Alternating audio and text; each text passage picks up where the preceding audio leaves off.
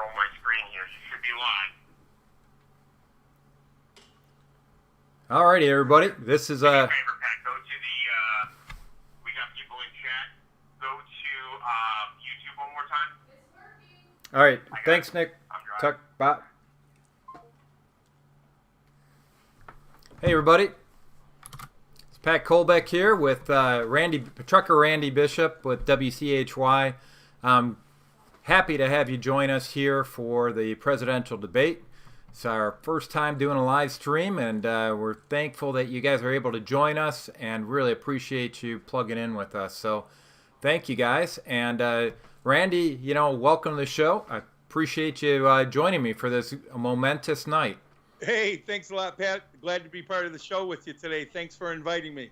Oh, this is going to be fun. And I just, a little bit of background for folks who don't know who I am. I'm a former state senator. My name is Patrick Colbeck, a two-term Michigan state senator, ran for governor in the state. So I've been on this debate stage thing a few times for some nationally or statewide debates. Obviously, nowhere near the stakes that we're talking about here tonight with the debate tonight. And I really look forward to hearing what both candidates have to say, because all their proxies have been talking since for a long time now. Now it's about time that we heard from them directly. Absolutely. And tonight, Pat, is the first one, and we'll see here shortly when they walk out on stage. Do you think they're going to shake hands? We'll find out. I hope so. I mean, really, it'd be nice to see politics turn back to this appreciation for civility. Yes. The backdrop of everything that's going on in our society today, it really would be nice for the two potential leaders for the free world to actually get together and do what's right and be civil. So I hope to see that. Yeah, absolutely. Well, it's pretty interesting because they're running a couple minutes late. It looks like Chris Wallace is anxiously waiting for him to show up, so we'll be getting started shortly. All right, sounds good. And while we're waiting for that, I just there's a lot of things. What are things you're looking for to hear out of this debate here tonight? I want to see President Trump be presidential.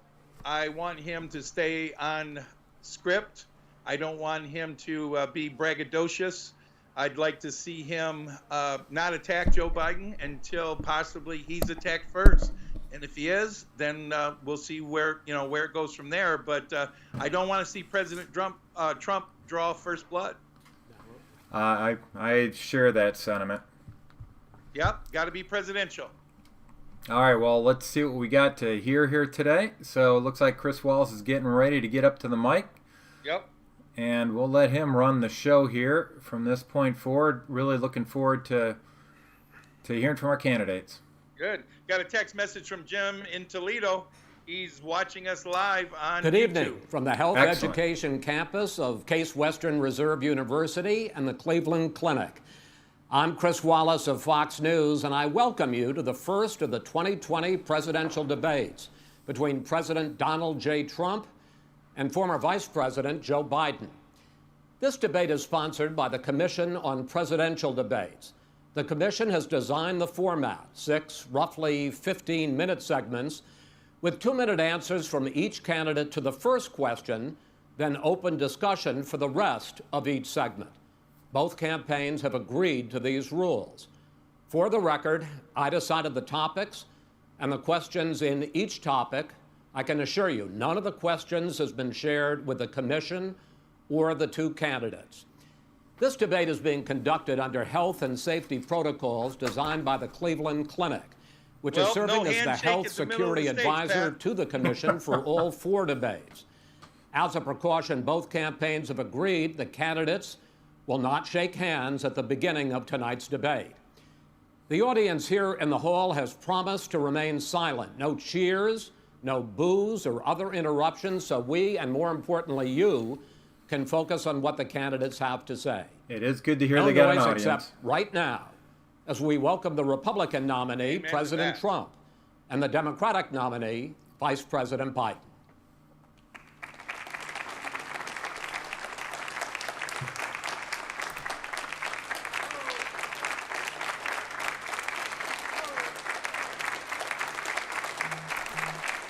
How you doing, man? How are you?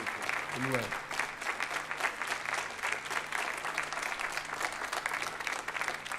Gentlemen, a lot of people have been waiting for this night, so let's get going. Our first subject is the Supreme Court. President Trump, you nominated Amy Coney Barrett over the weekend to succeed the late Ruth Bader Ginsburg on the court. You say the Constitution is clear about your obligation and the Senate's to consider a nominee to the court. Vice President Biden, you say that this is an effort by the president and Republicans to jam through an appointment and what you call an abuse of power. My first question to both of you tonight: why are you right in the argument you make and your opponent wrong? And where do you think a Justice Barrett would take the court? President Trump, in this first segment, you go first, 2 minutes. Thank you very much, Chris. I will tell you very simply, we won the election. Elections have consequences. We have the Senate, we have the White House, and we have a phenomenal nominee, respected by all, top academic, good in every way, In fact, some of her biggest endorsers are very liberal people from Notre Dame and other places. So I think she's going to be fantastic. We have plenty of time, even if we did it after the election itself. I have a lot of time after the election, as you know. So I think that she will be outstanding. She's going to be as good as anybody that has served on that court. We really feel that. We have a professor at Notre Dame, highly respected by all, said she's the single greatest student he's ever had. He's been a professor for a long time at a great school. And we won the election, and therefore we have the right to choose her. And very few people knowingly would say otherwise. And by the way, the Democrats, they wouldn't even think about not doing it. If they had, the only difference is they'd try and do it faster. There's no way they would give it up. They had Merrick Garland, but the problem is they didn't have the election, so they were stopped. And probably that would happen in reverse also. Definitely would happen in reverse. So we won the election, and we have the right to do it, Chris. President Trump, thank you. Same question to you, Vice President Biden. You have 2 minutes. Well, first of all, thank you for doing this, and looking forward to this, Mr. President. Thank you, Joe. The American people have a right to have a say in who the Supreme Court nominee is. And that say occurs when they vote for a United States senators and when they vote for the President of the United States. They're not going to get that chance now because we're in the middle of an election already. The election has already started. Tens of thousands of people have already voted. And so the thing that should happen is we should wait. We should wait and see what the outcome of this election is, because that's the only way the American people get to express their view, is by who they elect as president and who they elect as vice president. Now, what's at stake here is the president's made it clear he wants to get rid of the Affordable Care Act. He's been running on that, he ran on that, and he's been governing on that. He's in the Supreme Court right now trying to get rid of the Affordable Care Act, which will strip 20 million people from having insurance, health insurance now, if it goes into court. And the justice, and I have nothing, I'm not opposed to the justice, she seems like a very fine person. But she's written before she went on the bench, which is her right, that she thinks that the Affordable Care Act is not constitutional. The other thing that's on the court, and if it's struck down, what happens? Women's rights are fundamentally changed. Once again, a woman could be pay more money because she has a pre-existing condition of pregnancy. They were able to charge a woman more for the same exact procedure a man gets. And that ended when we, in fact, passed the Affordable Care Act. And there's 100 million people who have pre-existing conditions, and they'll be taken away as well. Those pre-existing conditions, the insurance companies are going to love this. And so it's just not appropriate to do this before this election. If he wins the election and the Senate is Democrat or Republican, then he goes forward. If not, we should wait until February. All right. There aren't 100 million people with pre-existing conditions. As far as the say is concerned, the people already had their say. Okay, Justice Ginsburg said very powerfully, very strongly, at some point, 10 years ago or so, she said a president and the Senate is elected for a period of time, but a president's elected for 4 years. We're not elected for 3 years. I'm not elected for 3 years. So we have the Senate, we have a president. He's elected to the next During election. that period of time, we have an opening. I'm not elected for 3 years. I'm elected for 4 years. The And the election's 100 already million started. people, Joe, the 100 million people is totally wrong. I don't know where you got that number. The bigger problem that you have is that you're going to extinguish 180 million people with their private health care that they're very That's happy simply with. not true. Well, you're certainly knows going that. to socialist. Go You're ahead. going to socialist medicine. We're now into, gentlemen, we're now into open discussion. Open discussion. Open discussion. Yes, I agree. Go ahead, Vice President. Number White. one, he knows that what I proposed. What I proposed is that we expand Obamacare and we increase it. We do not wipe any. And one of the big debates we had with 23 of my colleagues trying to win the nomination that I won were saying that Biden wanted to allow people to have private insurance still. They can. They do. They will under my proposal. It's not what you've said, But and it's not what that your is- party has said. that is simply Your party a lie. doesn't say it. Your That party is wants to simple. go socialist My medicine party is and me. socialist Right healthcare. now, I am and the they're going to Democratic dominate Party. you, Joe. You know that. I am the Democratic Party right now. The platform of the Not according Democratic to Party Harris. is what I, in fact, approved of. What I approved of. Now, here's the deal. The deal is that it's going to wipe out pre-existing conditions. And by the way, the 200,000 people that have died on his watch, how many of those have survived? Well, there's 7 million people that contracted COVID.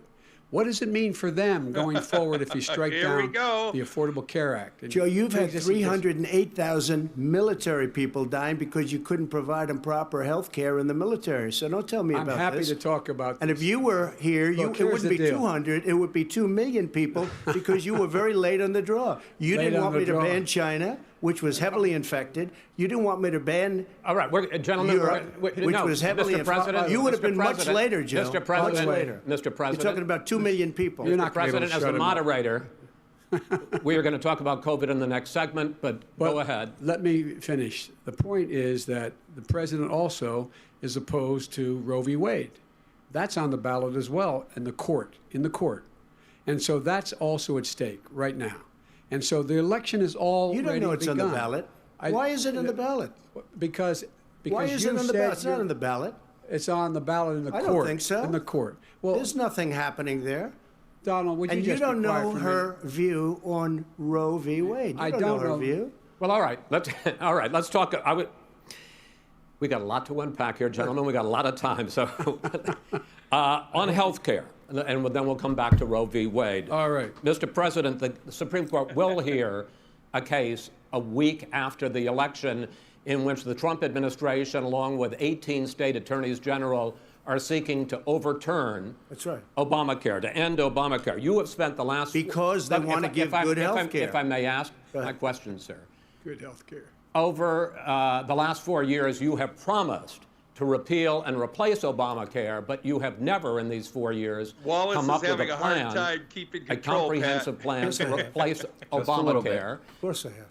Well, I'll I give got you rid an of opp- the and when I individual finish, mandate. I'm going to give you an Excuse me. opportunity. I got rid of the individual mandate, which was a That is big not a chunk of comprehensive Obamacare. That plan. is absolutely a big thing. That was the worst I part of didn't ask, Obamacare. Sir, Chris, you're that was the debating him, worst not part me. of Obamacare. Let me ask my Well, question. I'll ask Joe. The individual mandate was the most unpopular aspect of Mr. Obamacare. I President, got rid of it. I'd like and you we to, will protect Mr. people President, with I'm the pre-existing moderator of this conditions. debate, and I would like you to let me ask my question, and then you can answer your Go ahead. question.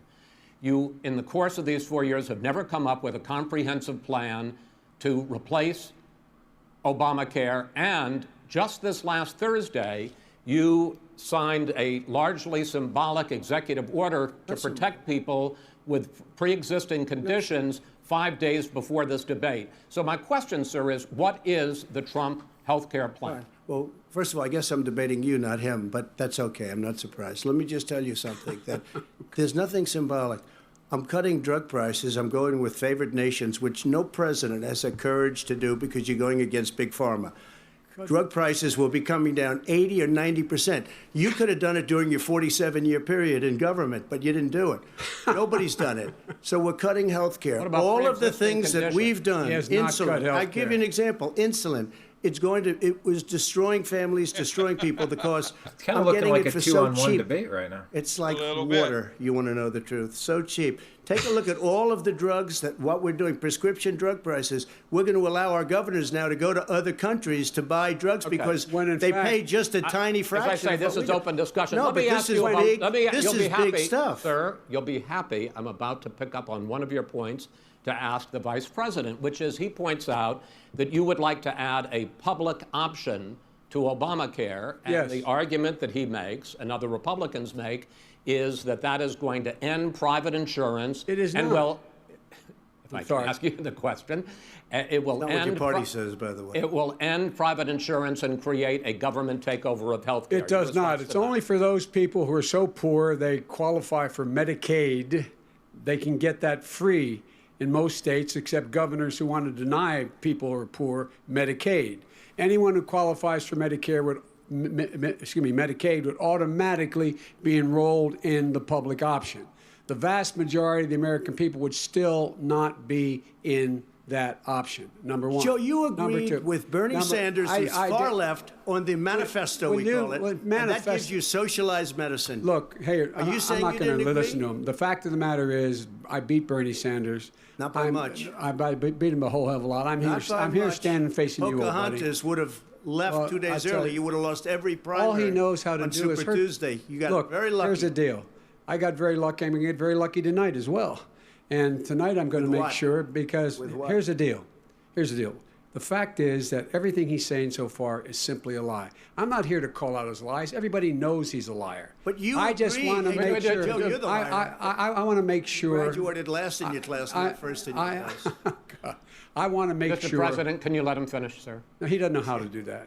He has, You'd be you know, surprised. you pick You'd be surprised. the Go ahead, wrong Joe. guy, Go, the go, wrong Joe, night at go. the wrong time. Listen, you agreed with Here's the Bernie deal. Sanders to the The manifesto. whole idea. Let Now you're him- disavowing it. There is no manifesto. Number Please one. let him speak, Mr. Number President. two. You just lost the left. Number two. You just lost the left.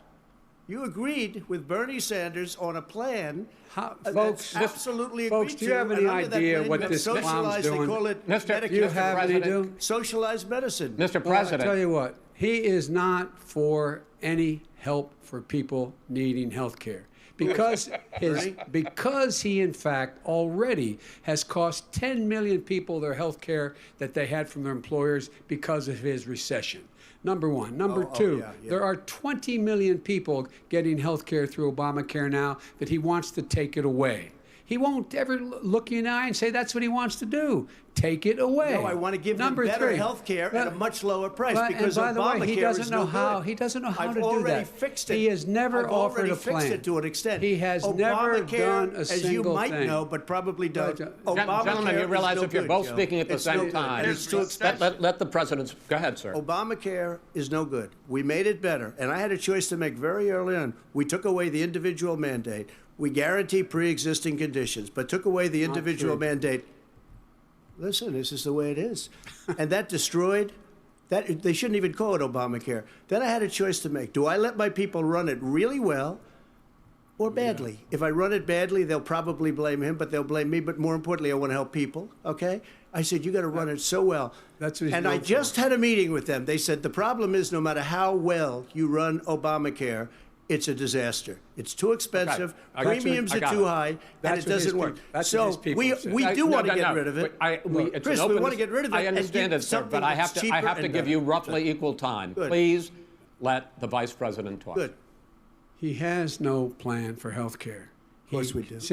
Please. He sends out wishful thinking. He has executive orders that have no power. He hasn't lowered drug costs for anybody. He's been promising a health care plan since he got elected. He has none, like almost everything else he talks about. He does not have a plan. He doesn't have a plan. And the fact is, this man doesn't know what he's talking about. All right. He's I have against. one final question for you, Sure. Mr. Vice President. If Senate Republicans, we were talking originally about the Supreme Court here, if Senate Republicans go ahead and confirm Justice Barrett, there has been talk about ending the filibuster or even packing the court, adding to the 9 justices there. You call this a distraction by the president, but in fact it wasn't brought up by the president. It was brought up by some of your Democratic colleagues in the Congress. So my question to you is, you have refused in the past to talk about it. Are you willing to tell the American people tonight whether or not you will support either ending the filibuster or packing the court? Whatever position I take on that, that'll become the issue. The issue is the American people should speak. You should go out and vote. You're in voting now. Vote and let your senators know how strongly you feel. I think people are trying to understand what Vice Make President sure you, in fact, Biden's let position people know He doesn't want your to answer the senator. question. I'm not going to answer the question Why because wouldn't you answer that because question? the You wanna question put a lot of the new question Supreme Court is justices, the radical question, left. Will you shut up, man? Listen, who is on your list, Joe? This Who's is on your so list? Gentlemen, this is- I think This we've is ended so this. He's going to pack the unprecedented. court. We have I'm not going to give a list. We have ended this segment. We're going to move on to the second segment. That was really a productive segment, wasn't it? Keep yapping, man. The people understand, Joe. Exactly. 47 years you've done nothing. They understand. All right. The second subject is COVID-19, which is an awfully serious subject. So He just let's told try the to be president serious to about it. shut We have up. had more than 7 million cases of Twitter has. coronavirus in the United States, and more Oh, than this is 200,000 people have died. Even after we produce a vaccine, experts say that it could be months or even years before we come back to anything approaching normal. My question for both of you is, based on what you have said and done so far and what you have said you would do starting in 2021, why should the American people trust you more than your opponent to deal with this public health crisis going forward? In this case, the question goes to you first, sir. 2 minutes uninterrupted. Good luck.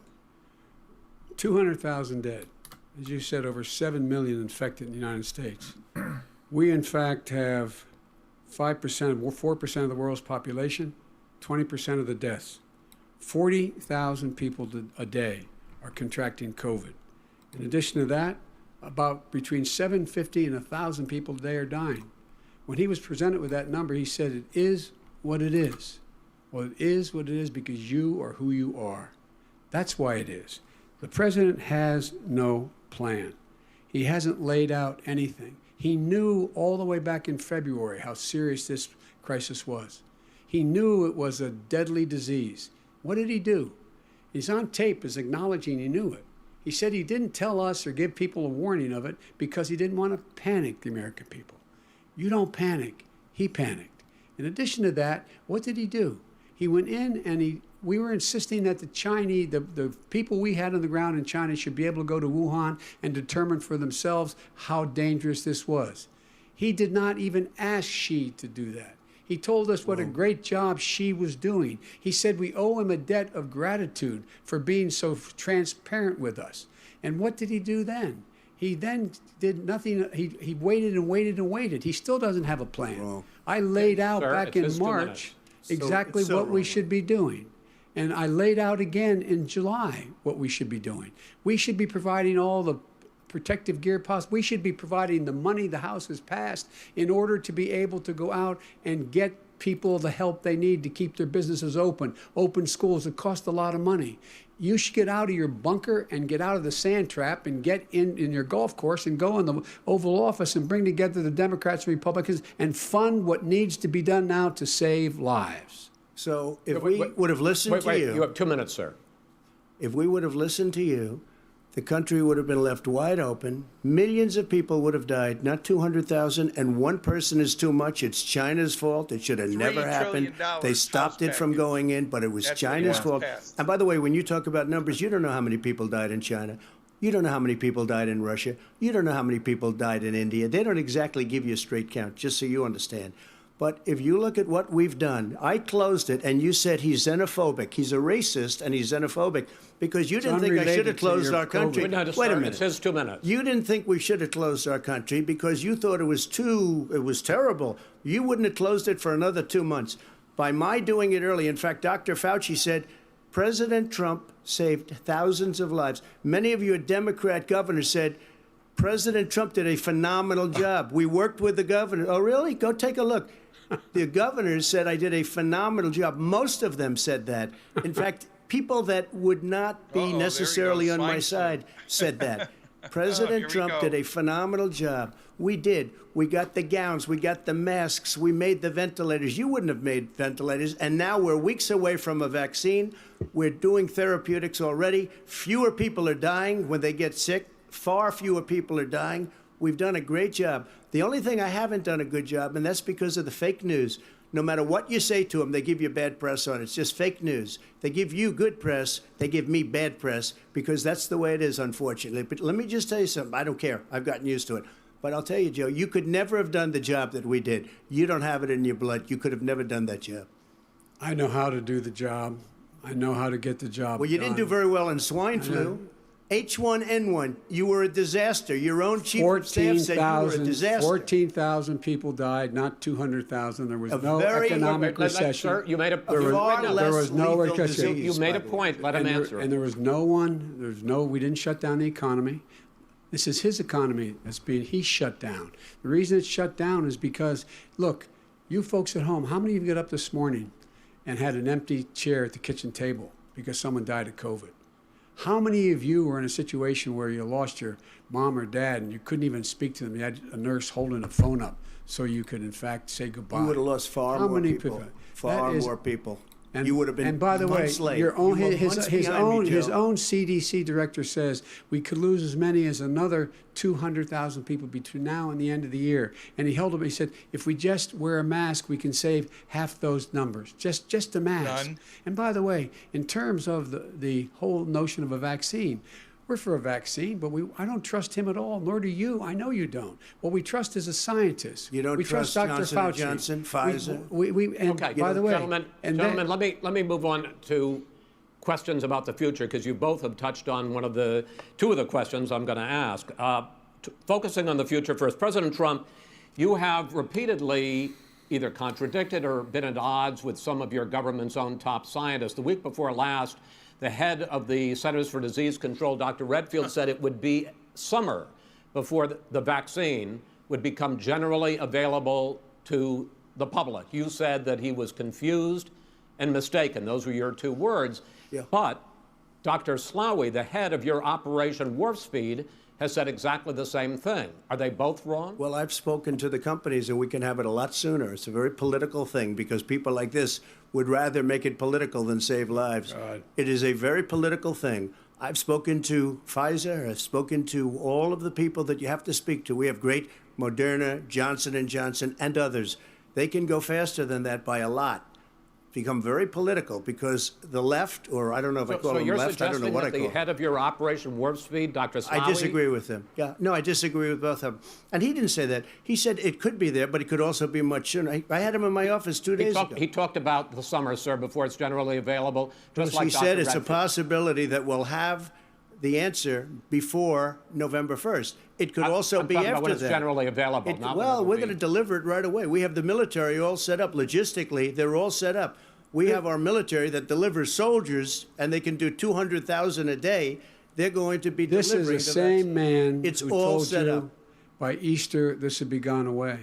By the warm weather, it'd be gone. Miraculous, like a miracle. And by the way, maybe you could inject some bleach in your arm, and that would take care of it.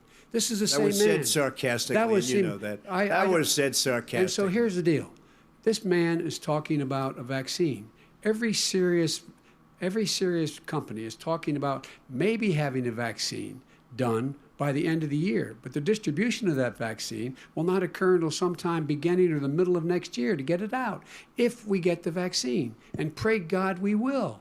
Pray God we will. Mr. Vice President, I want to pick up You'll have on the that. vaccine I sooner want to than pick that. up on this question, though. You say the public can trust the scientists, but they can't trust President Trump. In fact, you said that again tonight. Your running mate, Senator Harris, goes further, saying the public health experts, quote, will be muzzled, will be suppressed. Given the fact that polls already show that people are concerned about the vaccine and are reluctant to take it, are you and your running mate, Senator Harris, contributing to that fear? No more than the question you just asked him. You pointed out. He puts pressure and disagrees with his own scientists. But you're saying you Everybody can't, or knows. Senator And Harris is saying no, you can't trust the scientists. No, you can trust the scientists. She didn't say that. You can't trust She said the public health Did say experts, that. quote, will be muzzled, will be suppressed. Well, that's what he's going to try to do. But there's millions of scientists, there's thousands of scientists out there, like here at this great hospital, that don't work for him. Their job doesn't depend on him. That's not. They're the people. And by the way, I spoke to the scientists that are in charge. By the way, they will have the vaccine very soon. Let him finish. Do you believe for a moment what he's telling you in light of all the lies he's told you about the whole issue relating to COVID? He still hasn't even acknowledged that he knew this was happening, knew how dangerous it was going to be back in February, and he didn't even tell you. He's on record as saying it. He panicked or he just looked at the stock market, one of the two, because guess what? A lot of people died, and a lot more are going to die unless he gets a lot smarter, a lot quicker. So, Mr. President? Did you use the word smart? So you said you went to Delaware State, but you forgot the name of your college. You didn't go to Delaware State. You graduated either the lowest or almost the lowest in your class. Don't ever use the word smart with me. Don't ever use that word. Oh, give me a break. Because you know what? There's nothing smart about you, Joe. 47 years, you've done nothing. Let's have this debate. And if you would have had, let me just tell you something, Joe. No, if you would have had the charge of what I was put through, I had to close the greatest economy in the history of our country. And by the way, now it's being built again. See, and it's We're going to going get up to the fast. economy in the next segment, sir. Okay. It's going up fast. Okay. Look forward to talking. When it comes to how the virus has been handled so far, the two of you have taken very different approaches, and this is going to affect how the virus is handled going forward by whichever of you ends up becoming the next president. I want to quickly go through several of those. Reopenings.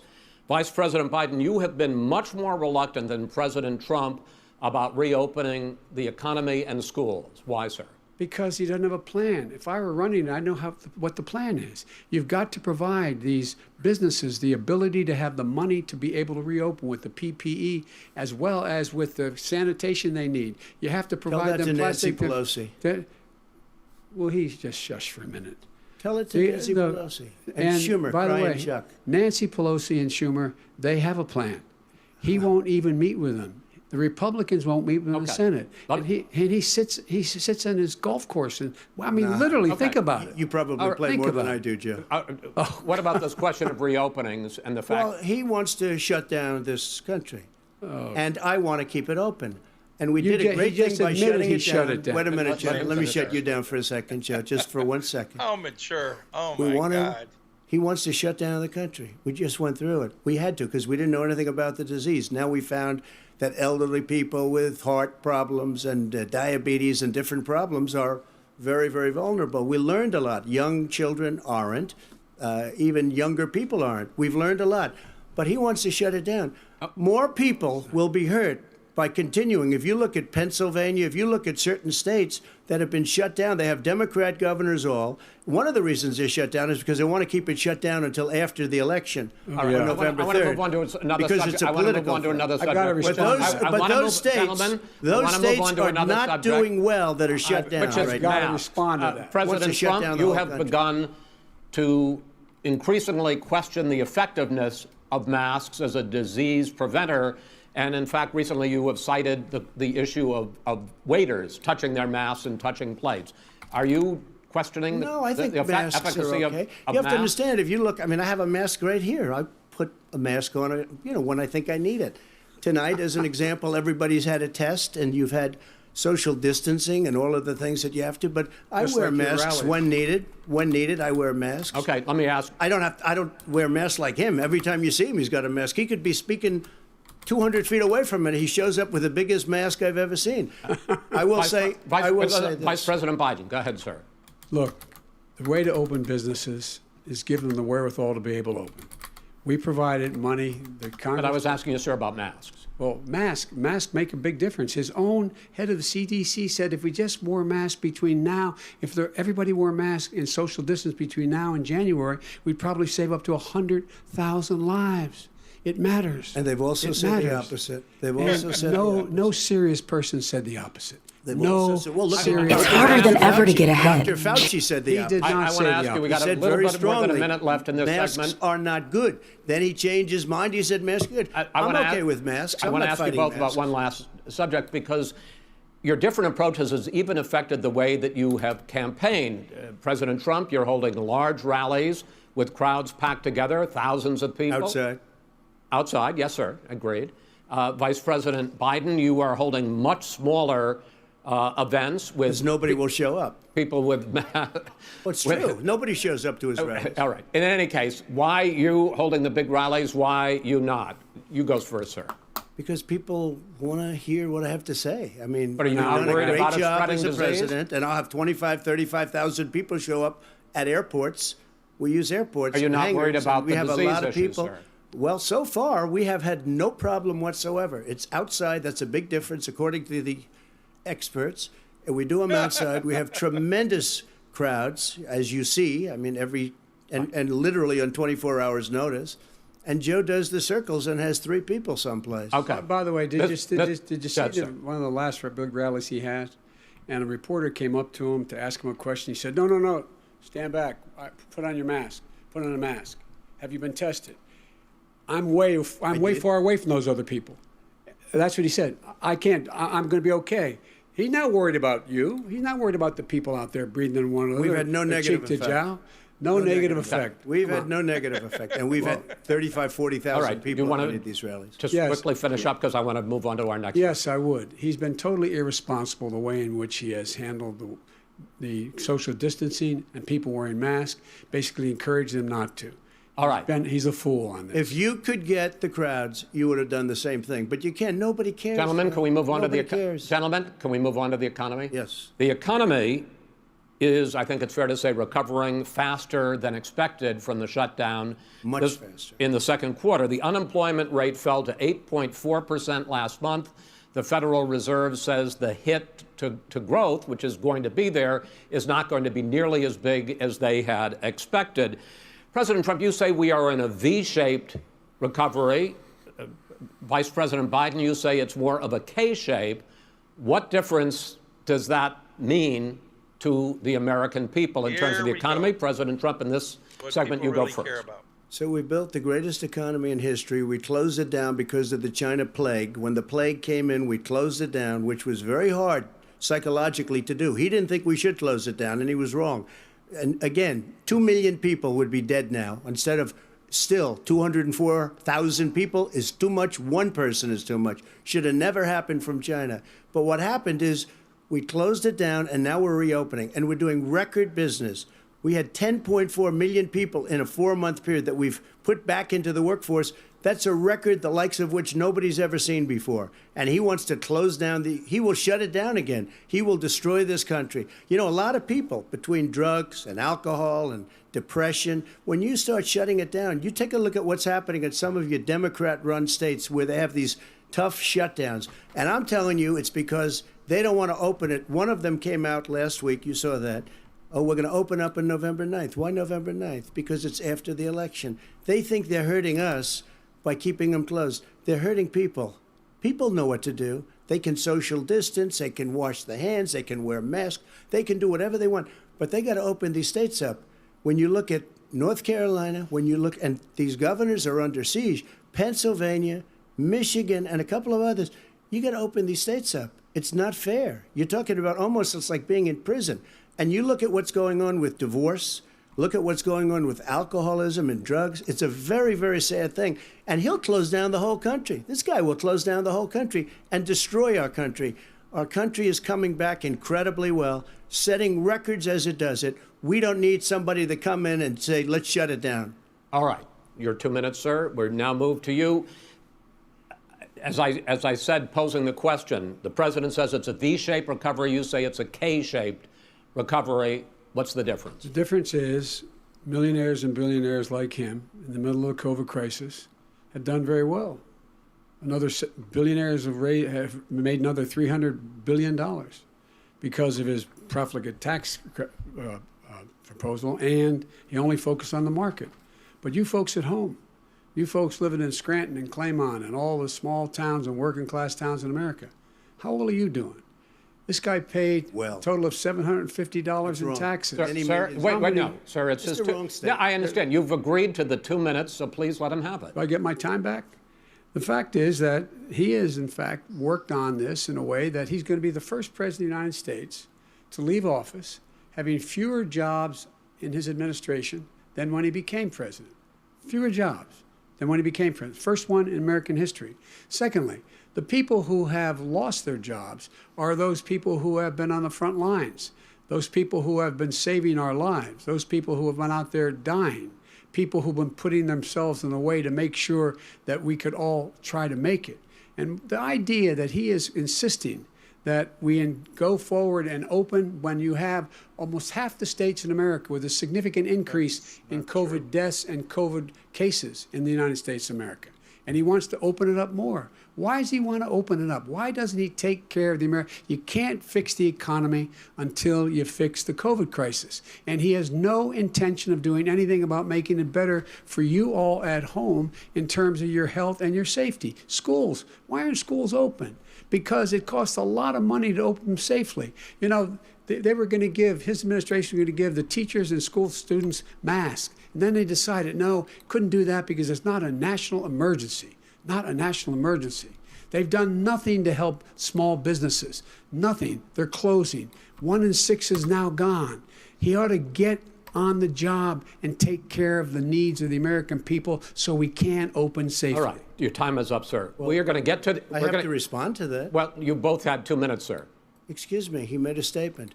So did you. People want their schools open. They don't want to be shut down. They don't want their state shut down. They want their restaurants. I look at New York. It's so sad what's happening in New York. It's almost like a ghost town. And I'm not sure it can ever recover what they've done in New York. People want their places open. They want to get back to their lives. They'll be careful, but they want their schools open. I'm the one that brought back football. By the way, I brought back Big Ten football. It was me, and I'm very happy to do it. And all right, people of Ohio are very proud of me. And you know how I found out? When he took gentlemen, we're going to ad. get to your economic plans going forward in a moment. But first, Mr. President, as you well know, there's a new report that in 2016, the year you were elected president, and 2017, your first year as president, that you paid $750 a year in federal income tax each of those years.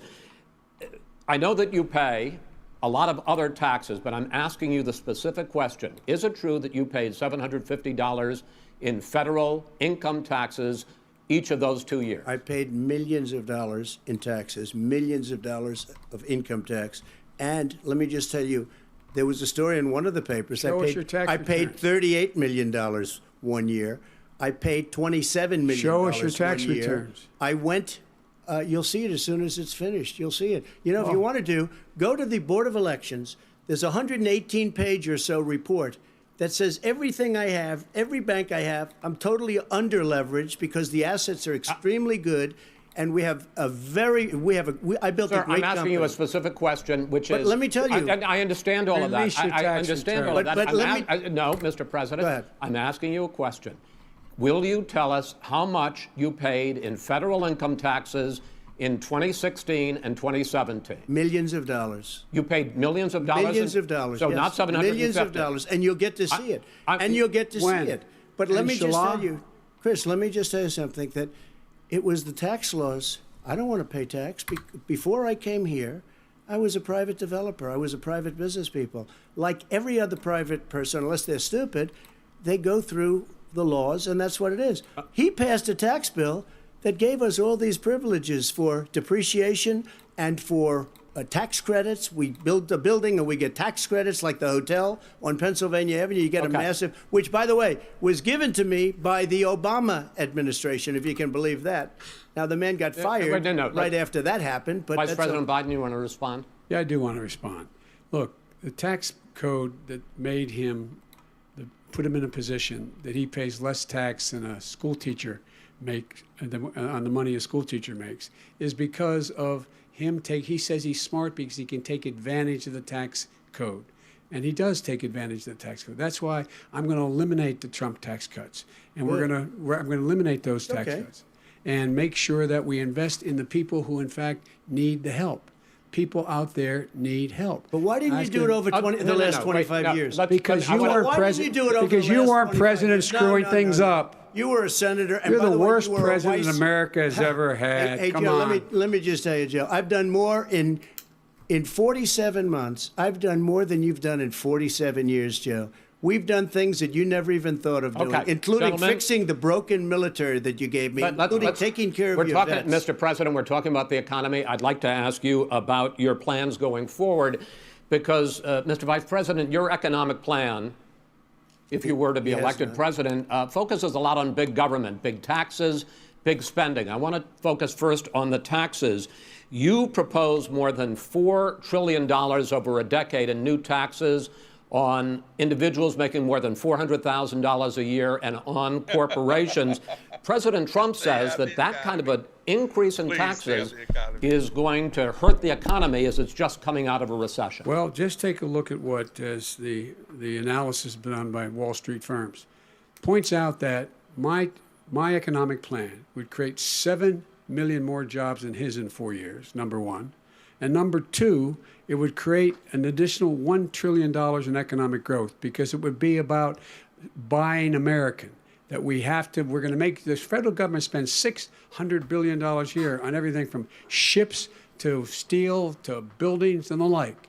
And under my proposal, we're going to make sure that every penny of that has to be made by a company. But respectfully, sir, I'm talking about taxes, not spending. By the way, I'm going to eliminate a significant number of the tax. I'm going to make the corporate tax 28%. It shouldn't be 21%. You have 91 companies, in the Fortune 500 who don't pay a single penny in tax, making billions of dollars. Why didn't you do it before when you were vice president with Obama? Because you, in fact, passed that.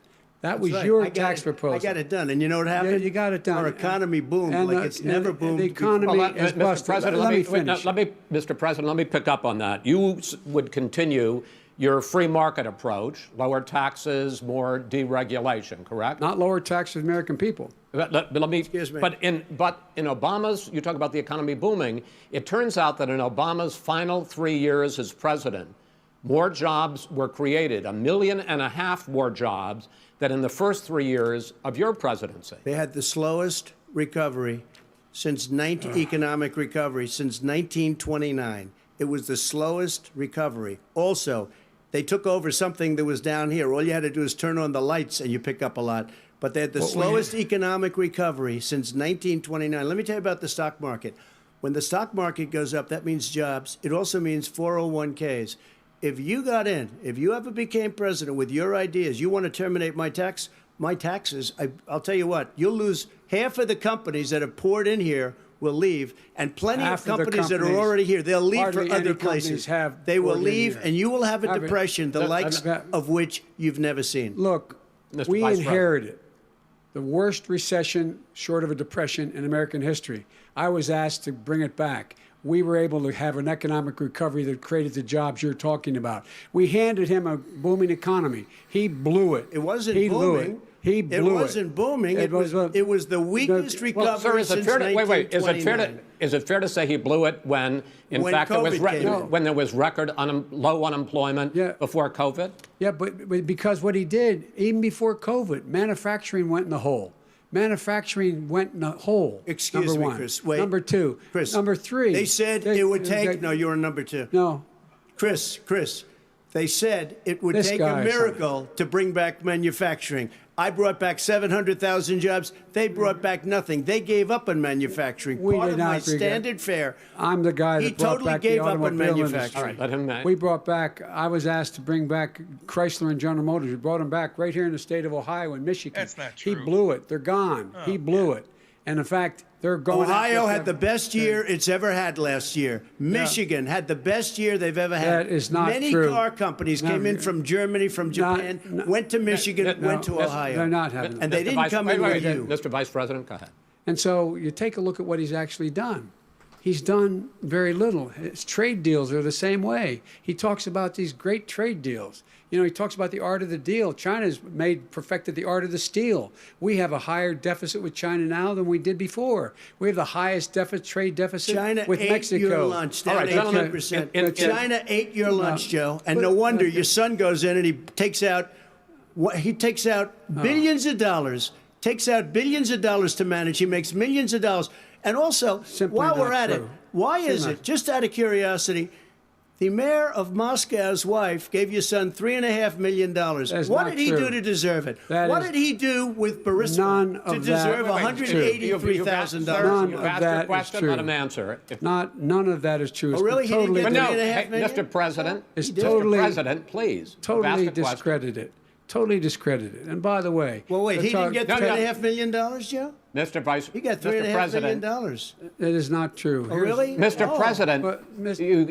it's an open discussion, please. Now, It's a fact. Well, There's- it you is have not a raised an fact. issue. Let the been Vice totally President answer. discredited. Did There was a Burisma pay him report. $183,000 a month with no experience in energy?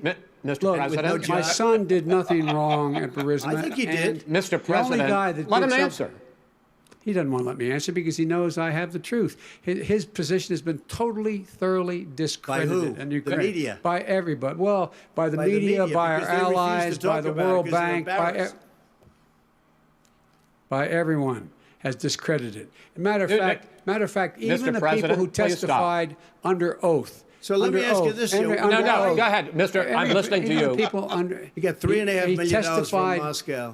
He testified under oath, and his administration said, "I did my job and I did it very well. Oh, I did really? it I'd like to know honorably." who they are. Well, I'll give you the list I'll of the fire people who them. testified. No, go ahead, sir. Sure, you've already fired most of them because they did Some a good because job. some people don't do a well, good here's job. The, With you, Go they ahead. said- You get here's the the, wait a deal. minute. You get the final word, Mr. well, it's hard to get any word in with this clown. Excuse me, this. Hey, this let me just person. say, Joe. No. Mr. President. $3.5 Mr. million, President. Joe. That is simply. Why did not he true. deserve $3.5 million It from did- Moscow? Look, here's the deal. We want to talk about families and ethics.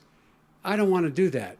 I mean, his family we could talk about all night. His family's My already. family, No, let him go. my family already lost wrote- a fortune by Go ahead. coming down and helping Go us ahead. with Go ahead, government. sir. And that's Every- such a. they're right that's here. Mr. That's such President. a Every great. single one of them lost This a is not fortune about President. my coming and family or helping his us with family. It's government. about your President family, clown. They the didn't pay American $3.5 people. million He for doesn't. nothing. That's not true. It doesn't want to talk about what you need. You, the American people. It's about you. That's what we're talking about. you here. should All right, Take that's Not the, about end of here. that's the end of the Shouldn't have segment. taken the money. We're moving on. He didn't take them. Well, Vice it's a very- President, but Chris, no, can I be honest? It's a very important Try to be question. honest. No, I- He I- stood listen. up. No, he stood up. the answer to and the he question is no. threatened Ukraine. No, sir. With $1 billion, if you don't That get rid of is the If you're- trust. you know what, you're- absolutely wait, not stop. You're on true. tape doing it. You're going to You're on have tape. True. Gentlemen.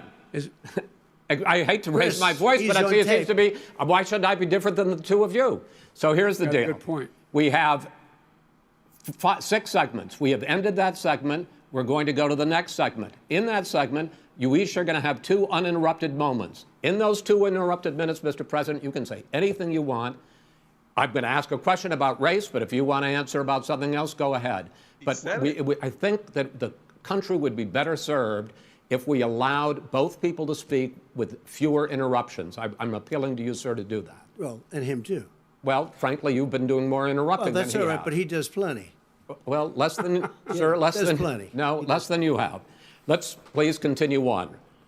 The issue of race. Vice President Biden, you say that President Trump's response to the violence in Charlottesville 3 years ago, when he talked about very fine people on both sides, was what directly led you to launch this run for president. Oh, yeah, sure.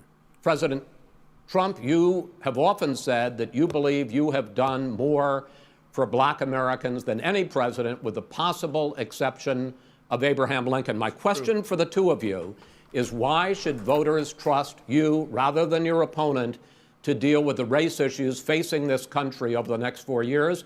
Vice President Biden, you go first. It's about equity and equality. It's about decency. It's about the Constitution. And we have never walked away from trying to require equity for everyone, equality for the whole of America. But we've never accomplished it. But we've never walked away from it like he has done. It is true. The reason I got in the race is when those people, close your eyes, remember what those people looked like coming out of the fields carrying torches, their veins bulging, just spewing anti-Semitic bile, and accompanied by the Ku Klux Klan. A young woman got killed. And they asked the president what he thought. He said there were very fine people on both sides. No president's ever said anything like that. It is who's Now, sir. second point I'd make to you is that when Floyd was killed, when Mr. Floyd was killed, there was a peaceful protest in front of the White House. What did he do? He came out of his bunker, had the military use tear gas on him so he could walk across to a church and hold up a Bible.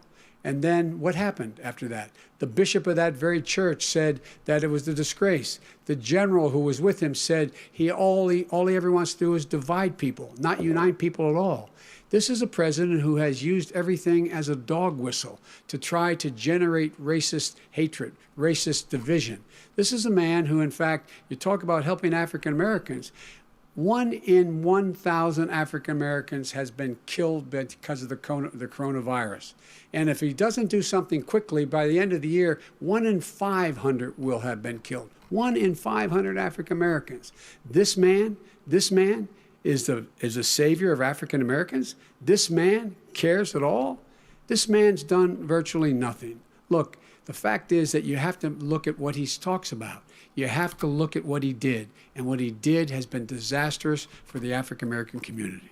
So, President Trump, you have 2 minutes. Why should Americans trust you over your opponent to deal with racism? he did a crime bill, 1994, where you call them super predators, African Americans, the super predators, and they've never forgotten it. They've never forgotten it, Joe. No, sir, it's his 2 minutes. So you did that, and they call you a super predator, and I'm letting people out of jail now that you have treated the African American population community, you have treated the black community about as bad as anybody in this country. You did the 1990, and that's why, if you look at the polls, I'm doing better than any Republican has done in a long time, because they saw what you did. You call them super predators, and you've called them worse than that, because you look back at your testimony over the years, you've called them a lot worse than that. As far as the church is concerned, and as far as the generals are concerned, we just got the support of 250 military leaders and generals, total support. Law enforcement, almost every law enforcement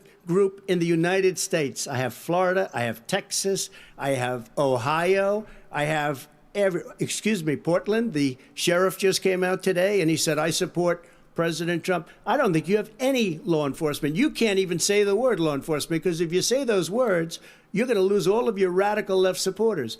And why aren't you saying those words, Joe? Why don't you say the words law enforcement? Because you know what? If they called us in Portland, we would put out that fire in a half an hour, but they won't do it because they're run by radical left Democrats. If you look at Chicago, if you look at any place you want to look, Seattle, they heard we were coming in the following day, and they put up their hands, and we got back Seattle.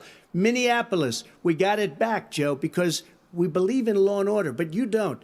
The top 10 cities and just about the top 40 cities are run by Democrats and, in many cases, radical left. And they've got you wrapped around their finger, Joe, to a point where you don't want to say anything about law and order. And I'll tell you what, the people of this country want and demand law and order, and you're afraid to even say it. All right.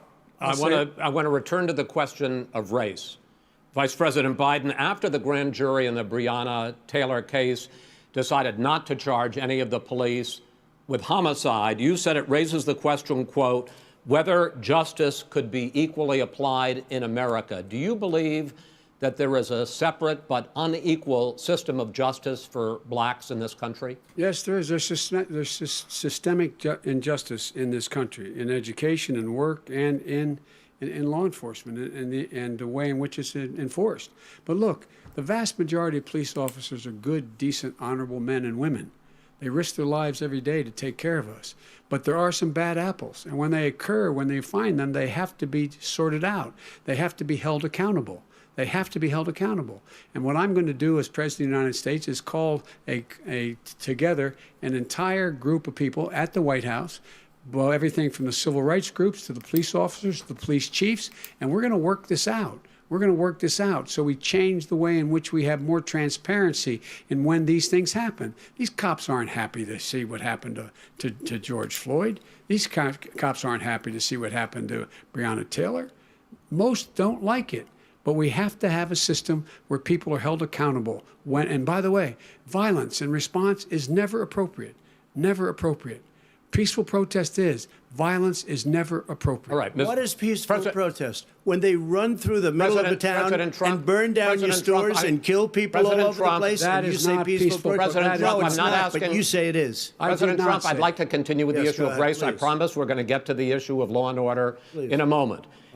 This month, your administration directed federal agencies to end racial Never sensitivity appropriate? training that addresses white privilege or critical race theory.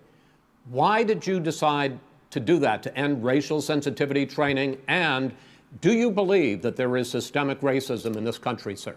I ended it because it's racist. I ended it because a lot of people were complaining that they were asked to do things that were absolutely insane, that it was a radical revolution that was taking place in our military, in our schools, all over the place, and you know it, and so does everybody what else. Is radical, and he would know. What is Oh, it radical was totally about racist. racial sensitivity training, sir? If you were a certain person, you had no status in life. It was sort of a reversal. And if you look at the people, we were paying people hundreds of thousands of dollars to teach very bad ideas and, frankly, very sick ideas.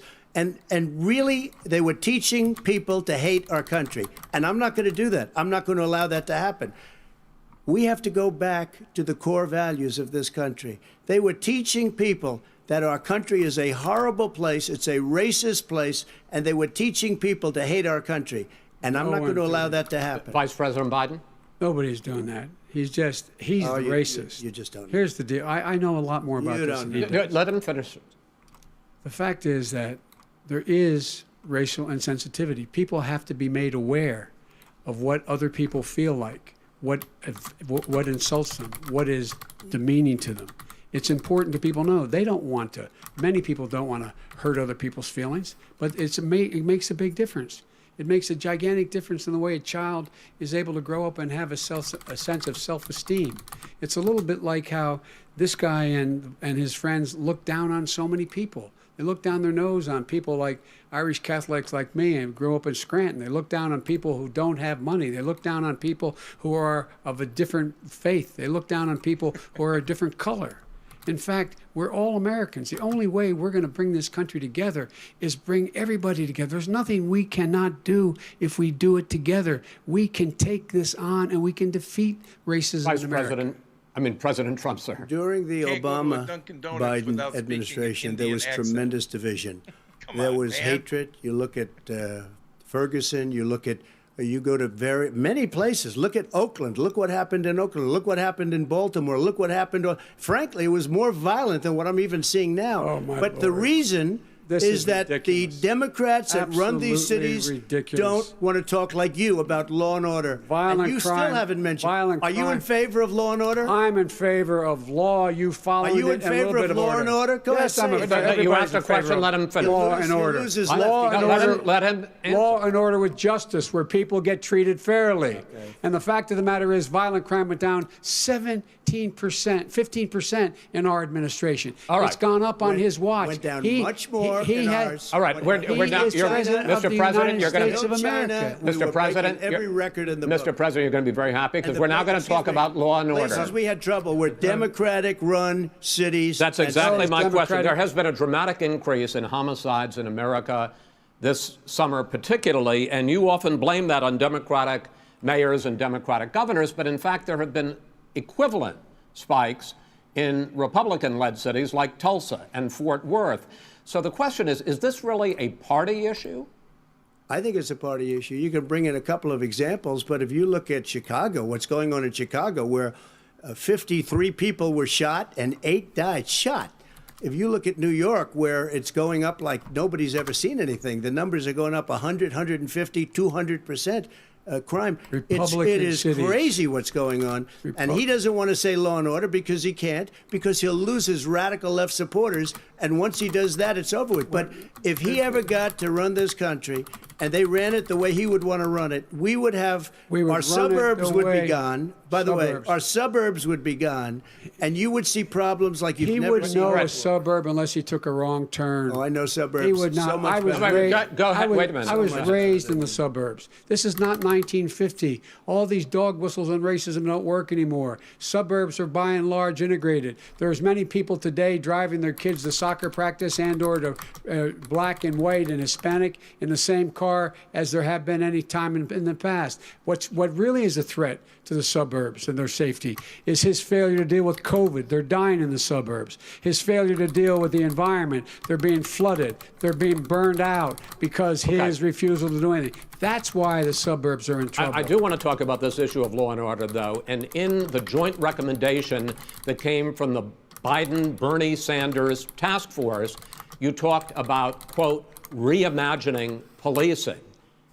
Yeah. First of all, what does reimagining policing mean, and do you support? It means. Let me, if I might finish the question. What does reimagining policing mean, and do you support the Black Lives Matter call for COVID and flooding for community control of policing? Look, what I support is the police having the opportunity to deal with the problems they face. And I'm totally opposed to defunding the police officers. As a matter of fact, local police, the only one defunding it, his budget calls for a $400 million cut in local law enforcement assistance. They need more assistance. They need, when they show up for a 9/11 call, to have someone with them as a psychologist or psychiatrist to keep them from having to use force and be able to talk people down. We have to have community policing like we had before, where the officers get to know the people in the communities. That's when crime went down. It didn't go up, it went down. And so we have to be engaged. That's not what they're talking about, Chris. That's not what they're talking about. He's talking about defunding the police. That is not true. He doesn't have any law support. Look, he has no law enforcement that's not support. true. Almost that's nothing. Look. Oh, really? Who do you have? Name one group that supports you. Name one group that came out and supported you. Go ahead. Look, think. We have time. We don't have time to do anything. No, think all right.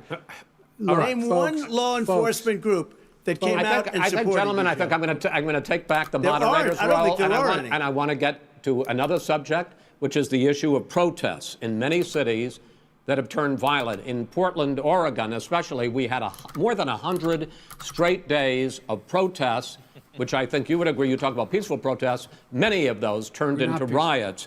Mr. Vice President, you say that people who commit crimes should be held accountable. The question I have, though, is, as the Democratic nominee, and earlier tonight you said that you are the Democratic Party right now, have you ever called the Democratic mayor of Portland or the Democratic governor of Oregon and said, hey, you got to stop this, bring in the National Guard, do whatever it takes, but you stop the days and months of violence in Portland?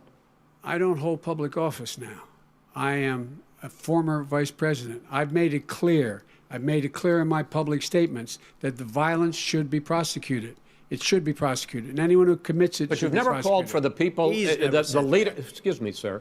You have never called for the leaders in Portland and in Oregon to bring in the National Guard and knock off 100 days of riots. They can, in fact, take care of it if he just stay out of the way. Look here. Oh, really? Really? Here's the thing. I sent in the U.S. Marshals to get the killer of the young man in the middle of the street. They shot him, and for 3 days, President Trump, Portland wouldn't do anything. I had to send in the U.S. Marshals. They took care of business. Go ahead, sir. And by the way, his own former spokesperson said, riots and chaos and violence help his cause. That's what this is all about. I don't know who said that. I do. Who? I think Kellyanne Conway. I don't think she said that. She said that. And so here's the But here's the point. Go ahead, the point is that's what he keeps trying to rile everything up. He doesn't want to calm things down. Instead of going in and talking to people and saying, let's get everybody together, figure out how to deal with this. What's he do? He just pours gasoline in the fire constantly, and every single solitary time. And to button up this segment. I'm going to give you a minute to answer, sir. You have repeatedly criticized. I have to answer his statement. No, you have His repeatedly. statement. Wait, you have just 1 No, second. you've been talking You back made and a forth. statement. I'm asking you. I would love to end it. Sir. I would love to end it. and You know, we if would you want to very- switch seats. We would very quickly. We could do that, but I'd I'm send in I'm- the National Guard. It would be over. There'd be no problem. Okay, But they good. don't want to accept the National Guard. You have repeatedly criticized the vice president for not specifically calling out Antifa and other left-wing That's right. extremist groups. But are you willing tonight to condemn white supremacists and militia groups and to say that they need to stand down and not add to the violence in a number of these cities, as we saw in Kenosha and as we've seen in Portland? Sure, Are you I'm willing prepared to do that, specifically but do it? Well, I go would ahead, say sir. I would say almost everything I see is from the left wing, not from the right wing. So what are you saying? I'm willing to do anything. I want to see Well, peace. then do it, sir. Say it. Do it. Say it. Do you want to call him? What do you want to call him? Give me a name. Give me a White name. Go ahead. supremacists Who and would right you like me to supremacists. condemn? White Proud Boys. supremacists and right-wing Proud militia. Boys, stand back and stand by. White But I'll tell you supremacists what. and I'll tell you militia? what. Somebody's got to do something about Antifa and the left, because this is not a His right-wing own- problem. his This own is a left-wing. FBI director This said is the a threat left-wing Go ahead, problem. white Go ahead, sir. supremacists. Antifa's an idea, not an organization. Oh, you gotta be Not kidding. militia. That's what Oh, really? his It's an idea. His Okay. FBI director Gentlemen, said. Well, we're then gonna, you know what? No, He's no, wrong. we're done, sir. We're Everybody- moving on to the next. everybody We're gives moving. you bat advice hits in you your over the head, that's administration. not an idea. Everybody in Antifa your is administration bad. tells you the truth has a bad idea. Can I tell you what? You have no ideas. that are Antifa is a dangerous All right, radical gentlemen, group. we're now moving on to the Trump and and you ought to be Biden careful records. with them. They'll overthrow you. When in a 2 president, seconds. I'm going to ask a question. When the president seeks a second term, it is generally a referendum on his record. But Vice President Biden, you like to quote one of your dad's sayings, which is, don't compare me Antifa to is the an Almighty, idea, not an compare me to the organization. alternative. And in Did you this hear that, case, Pat? sir, Yeah, you I are heard the that. alternative. Yeah. Gotta do a Looking little bit of fact checking. at both of your records, I'm I'm sure going there's to some ask people each at of you, Facebook that can help out why with that. should voters elect you president over your opponent? In this segment, President Trump, you go first, 2 minutes. Because there has never been an administration or president who has done more than I've done in a period of 3.5 years. And that's despite the impeachment hoax. And you saw what happened today with Hillary Clinton, where it was a whole big con job. But despite going through all of these things, where I had to fight both flanks and behind me and above, there has never been an administration that's done what I've done. The greatest, before COVID came in, the greatest economy in history, lowest unemployment numbers. Everything was good. Everything was going. And by the way, there was unity going to happen. People were calling me for the first time in years. They were calling and they were saying, it's time maybe. And then what happened? We got hit, but now we're building it back up again. A rebuilding of the military, including Space Force and all of the other things. A fixing of the VA, which was a mess under him. 308,000 people died because they didn't have proper health care. It was a mess. And we now got a 91% approval rating at the VA, our vets. We take care of our vets. But we've rebuilt our military. The job that we've done, and I'll tell you something, some people say maybe the most important. By the end of the first term, I'll have approximately 300 federal judges and Court of Appeals judges, 300, and hopefully 3 great Supreme Court justices. That is a record, the likes of which very few people, and you know one of the reasons I'll have so many judges? Because President Obama and him left me 128 judges to fill. When you leave office, you don't leave any judges. That's like, you just don't do that. They left 128 openings, and if I were a member of his party, because they have a little different philosophy, I'd say if you left us 128 openings, you can't be a good president, you can't be a good vice president. But I want to thank you because it gives us almost, it'll probably be above that number by the end of this term. Fine, sir. 300 judges, it's a record. Looking at both your records, why should voters elect you president as opposed to President Trump? this You have 2 president- minutes uninterrupted. Under this president, we become weaker, sicker, poorer, more divided, and more violent. When I was vice president, we inherited a recession.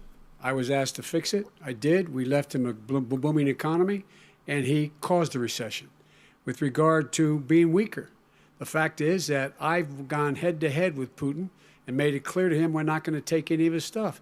He's Putin's puppy. He still refuses to even say anything to Putin about the bounty on the heads of American soldiers. Your son got $3.5 million. That's right. And Mr. by the way, my son. Wait a minute. Mr. President, your campaign agreed to both sides would get 2-minute answers uninterrupted. Well, your side agreed to it, and why don't you observe what your campaign agreed to as a ground rule, okay, sir? He never keeps his word. Because Can you add back No, I'm not asking. That was a rhetorical question. Can you Go add ahead, back sir. 30 seconds? Yeah, Because- yes, okay. you may have. All right.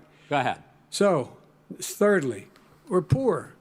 The billionaires have gotten much more wealthy by a tune of over $300 to $400 billion more just since COVID. You in the home, you got less. You're in more trouble than you were before. In terms of being more violent, when we were in office, there were 15% less violence in America than there is today. He's president of the United States. It's on his watch. And with regard to more divided, the nation can't stay divided. We can't be this way. And speaking of my son, the way you talk about the military, the way you talk about them being losers and being and just being suckers. My son was in Iraq. He spent a year there. He got the Bronze Star. He got the Conspicuous Service Medal. He was not a loser. He was a patriot, and the people left behind there were heroes. Really? And I resent. Are you talking like about hell. Hunter? Are you talking about I'm Hunter? talking about my son, Bo Biden. You're talking about. I don't know Bo. I know Hunter. Yeah, Hunter you know Bo. Hunter got thrown out of the military. He was thrown out, dishonorably discharged. That's not true. He For wasn't dishonorably cocaine discharged. use.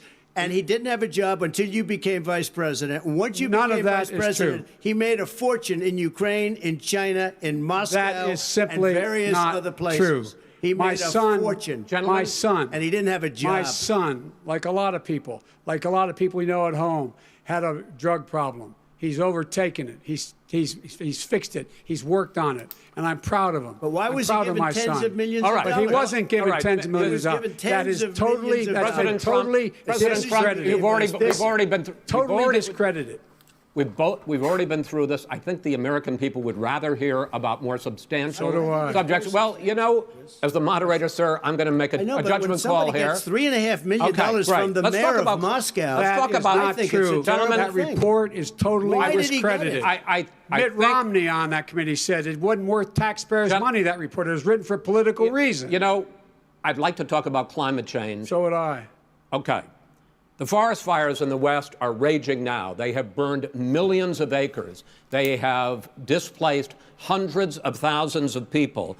When state officials there blame the fires on climate change, Mr. President, you said, I don't think the science knows. Over your 4 years, you have pulled the U.S. out of the Paris Climate Accord. You have rolled back a number of Obama environmental records. What do you believe about the science of climate change? And what will you do in the next 4 years to confront it?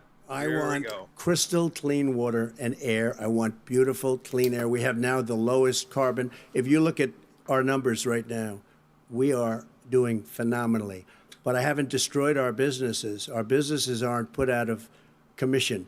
If you look at the Paris Accord, it was a disaster from our standpoint. And people are actually very happy about what's going on because our businesses are doing well. As far as the fires are concerned, you need forest management in addition to everything else.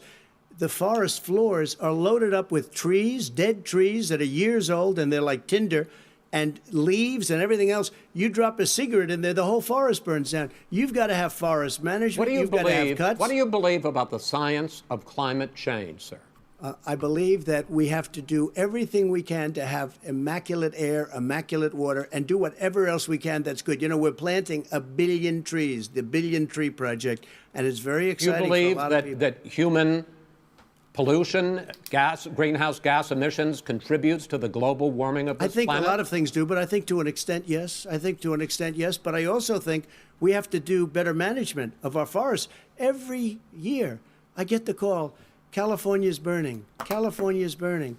If that was cleaned, if you had forest management, good forest management, you wouldn't be getting those calls. You know, in Europe, they have forest cities. They're called forest cities. They maintain their forests. They manage their forests.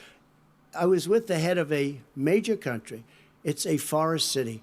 He said, sir, we have trees that are far more, they ignite much easier than California. There shouldn't be that problem. I spoke with the governor about it. I'm getting along very well with the governor. But I said, at some point, you can't every year have hundreds of thousands of acres of land just burned to the ground. But, sir, that's burning down because of a lack of management. But, sir, if you believe in the science of climate change, why have you rolled back the Obama Clean Power Plan, which limited carbon emissions in power plants? Why have you relaxed? Because it was driving energy prices through the sky. Why have you relaxed fuel economy standards that are going to create more pollution from cars Well, and not trucks? really, because what's happening is the car is much less expensive and it's a much safer car, and you're talking about a tiny difference. And then what would happen, because of the cost of the car, you would have at least double and triple the number of cars purchased. We have the old slugs out there that are 10, 12 years old.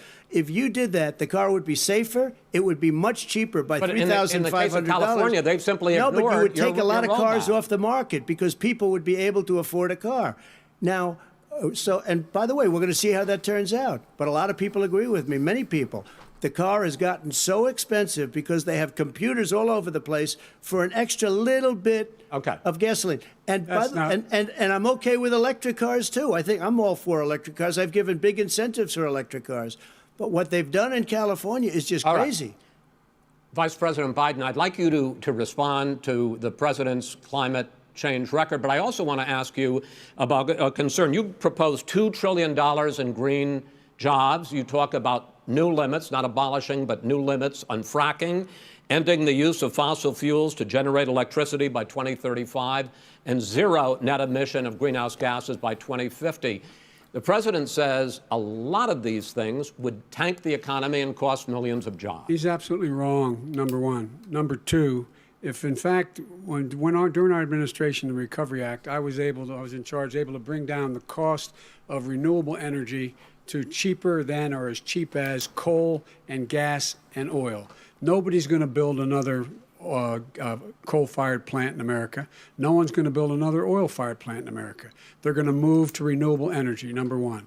Number two, we're going to make sure that we are able to take the federal fleet and turn it into a fleet that's run on their electric vehicles. Making sure that we can do that, we're going to put 500,000 charging stations in all of the highways that we're going to be building in the future.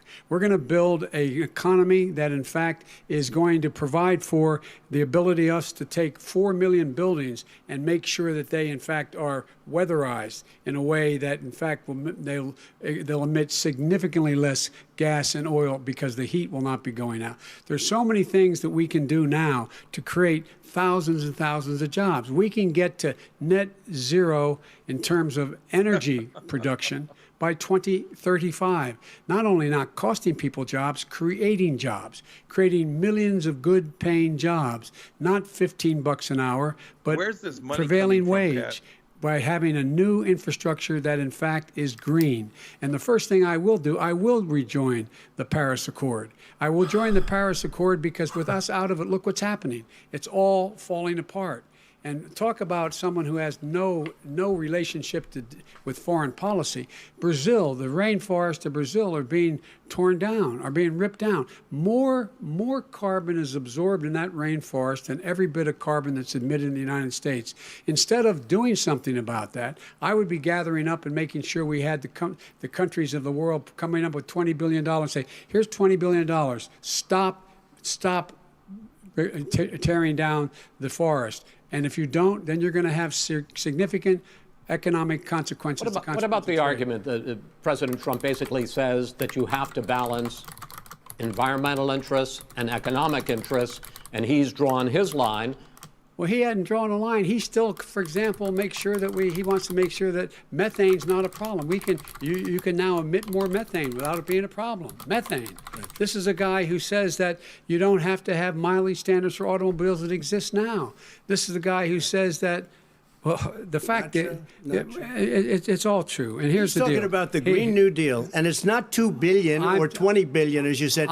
It's $100 trillion. I'm talking about where they want to rip down Let me go for a buildings minute and then you can go. and rebuild the building. No, It's the that is dumbest, not- most that ridiculous. is not where the case. airplanes are out of Wait a minute, business, That's it. where two-car systems are out, where they Not want to true. take out the cows too. Not That's true. not true either, right? Not this true. is a $100 Simply, trillion. look, That's more money than that our is- country could make in that is 100 simply years if we're not going. the case. All right, let me destroy our because I country. actually wait a minute, sir. I actually have studied your plan, and it includes upgrading 4 million buildings, weatherizing 2 million homes over 4 years, building 1.5 million energy-efficient homes. So the question becomes: the president is saying, I think some people who support the president would say that sounds like it's going to cost a lot of money and hurt the economy. What it's going to do is going to create thousands and millions of jobs, good $100 paying trillion. jobs. But let him finish, sir. He doesn't know how to do that. $100 They- trillion. The fact is, it's going to create millions of good paying jobs, and these tax incentives to people for people to weatherize, which he wants to get rid of. It's going to make the economy much safer. Look how much we're paying now to deal with the hurricanes. By the way, he has an answer for hurricanes. He said maybe we should drop a nuclear weapon on them. They may. I never said that That's at all. he did say. You made it up. And here's the deal. You make up a lot of we are going to be in a position where we can create hard, good jobs by making sure the environment is clean and we all are in better shape. We spend billions of dollars now, on floods, hurricanes, rising seas. We're in real trouble. Look what's happened just in the Midwest with these storms that come through and wipe out entire sections and counties in Iowa. They didn't happen before. They're because of global warming. We make up 15% of the world's problem. We, in fact, but the rest of the world, we've got to get them to come along. That's why we have to get back into the Paris Accord. All right, gentlemen. Wait a minute, Chris. So why didn't he do it for 47 years? You were vice president. Why didn't you get the world? China sends up real dirt into the air. Russia does. India does. They all do. We're supposed to be good. And by the way, he made a couple of statements. The Green New Deal is $100 trillion. That is not not $20 my billion. plan. That's the Green well, New you want to Deal rebuild every is building. not my plan. You want to All rebuild right. every. If he knew You asked anything him- wait, no, about, no, wait. if he Gentlemen? knew He anything made a about, statement Gentlemen? about the military. He said I said something about the military. He and his friends made it up, and then they went with it. I never said it. Okay. That is What not he true. did Sir, is he you're done in said this segment. he called Mr. the Vice- military Mr. Vice President, stupid bastards. I and he did said not it on say tape. that. He said Mr. stupid Please, bastards. He not said sir. it. Stop. I would never I say would that play to it. the Stop. military. Play it. Go ahead. Mr. You're on Vice tape. President answered his final question. The final question is, I can't remember which of all his rantings was the final question. I'm having a little trouble myself, but and about the economy and about this question of what it's going to cost. The economy. I mean, the Green New Deal and the idea of what your the environmental Green New changes Deal- will do. The Green New Deal will pay for itself as we move forward. Oh, boy, You're not here going we to build plants that, in fact, are great polluting plants. So do you We're gonna support build the Green New Deal? Pardon me? You support? No, I don't support the Green Oh, New Deal. you don't? Oh, well, that's a You big let- statement. I That support means you the just Biden- lost the radical left. I Oh, support you the don't? Biden plan that I put forward. Okay. The Biden plan, which is different than what he calls the radical Green New Deal. All right, gentlemen, final segment. Election integrity. As we meet thought he tonight, said he wasn't millions in of favor of the new Americans Green Deal, are Pat. receiving mail-in ballots or going to vote early. How confident Can't wait to should talk we about be this. that this will be a fair election? And what are you prepared to do over the next 5+ weeks? Because it'll not only be to Election Day, but also counting some ballots, mail-in ballots after Election Day. What are you prepared to do to reassure the American people that the next president will be the legitimate winner of this election? In this final segment, Mr. Vice President, you go first. Prepared to let people vote. They should go to iwillvote.com. Decide how they're going to vote, when they're going to vote, and what means by which they're going to vote. His own Homeland Security Director, and as well as the FBI Director, says there is no evidence at all that mail-in ballots are a source of being manipulated and cheating. They said that. The fact is that there are going to be millions of people because of COVID that are going to be voting by mail-in ballots, like he does, by the way. He sits behind the Resolute desk and sends his ballot to Florida, number one. Number two, we're going to make sure that those people who want to vote in person are able to vote because enough poll watchers are there to make sure they can socially distance. The polls are open on time, and the polls stay open until the votes are counted. And this is all about trying to dissuade people from voting because he's trying to scare people into thinking that it's not going to be legitimate. Show up and vote. You will determine the outcome of this election. Vote, vote, vote. If you're able to vote early in your state, vote early. If you're able to vote in person, vote in person. Vote whatever way is the best way for you, because he cannot stop you from being able to determine the outcome of this election.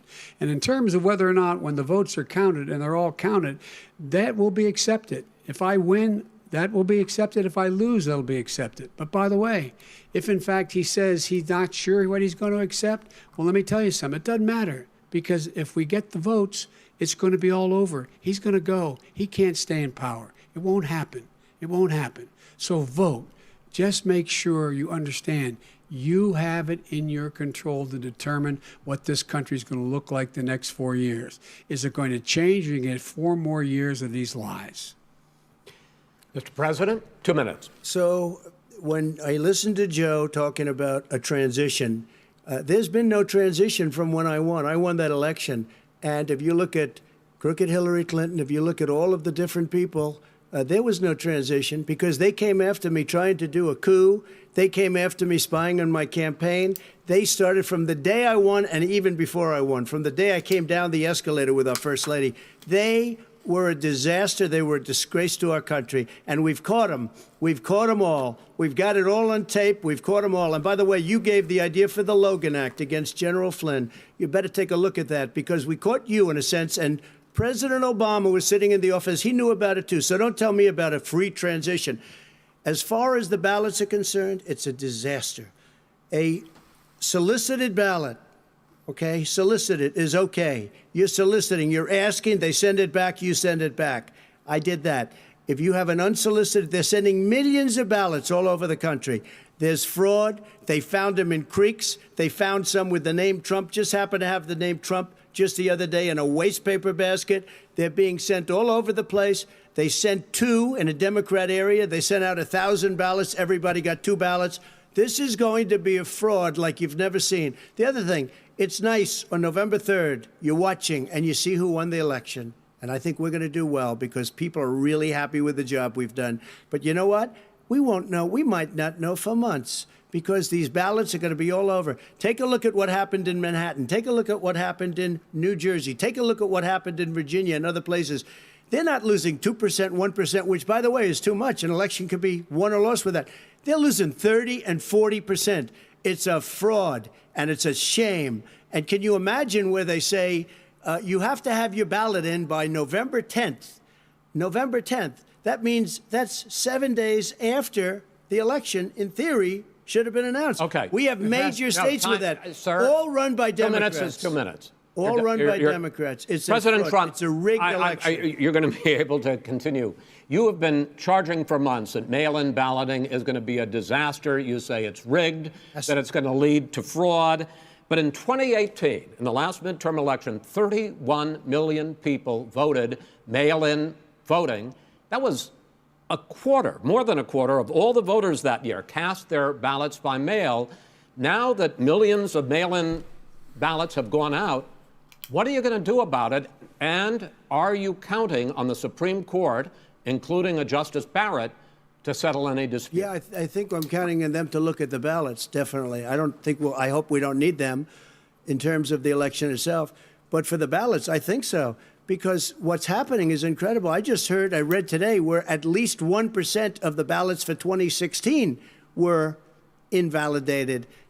They take them, we don't like them, we don't like them. But what are you going to do about it? If there are millions of ballots going out right now, what you do is you go and vote. You do a solicited ballot, and that's okay, or you go and vote. I'm asking you about the fact that millions of people... You go and vote. You go and vote, but like what I'm they saying is, like they used to in the old. Millions of people. You either do, Chris, a solicited ballot where you're sending it in, they're sending it back, and you're sending They have mailmen with lots of it. Did you see what's going on? Take a look at West Virginia, mailmen selling the ballots. They're being sold. They're being dumped in rivers.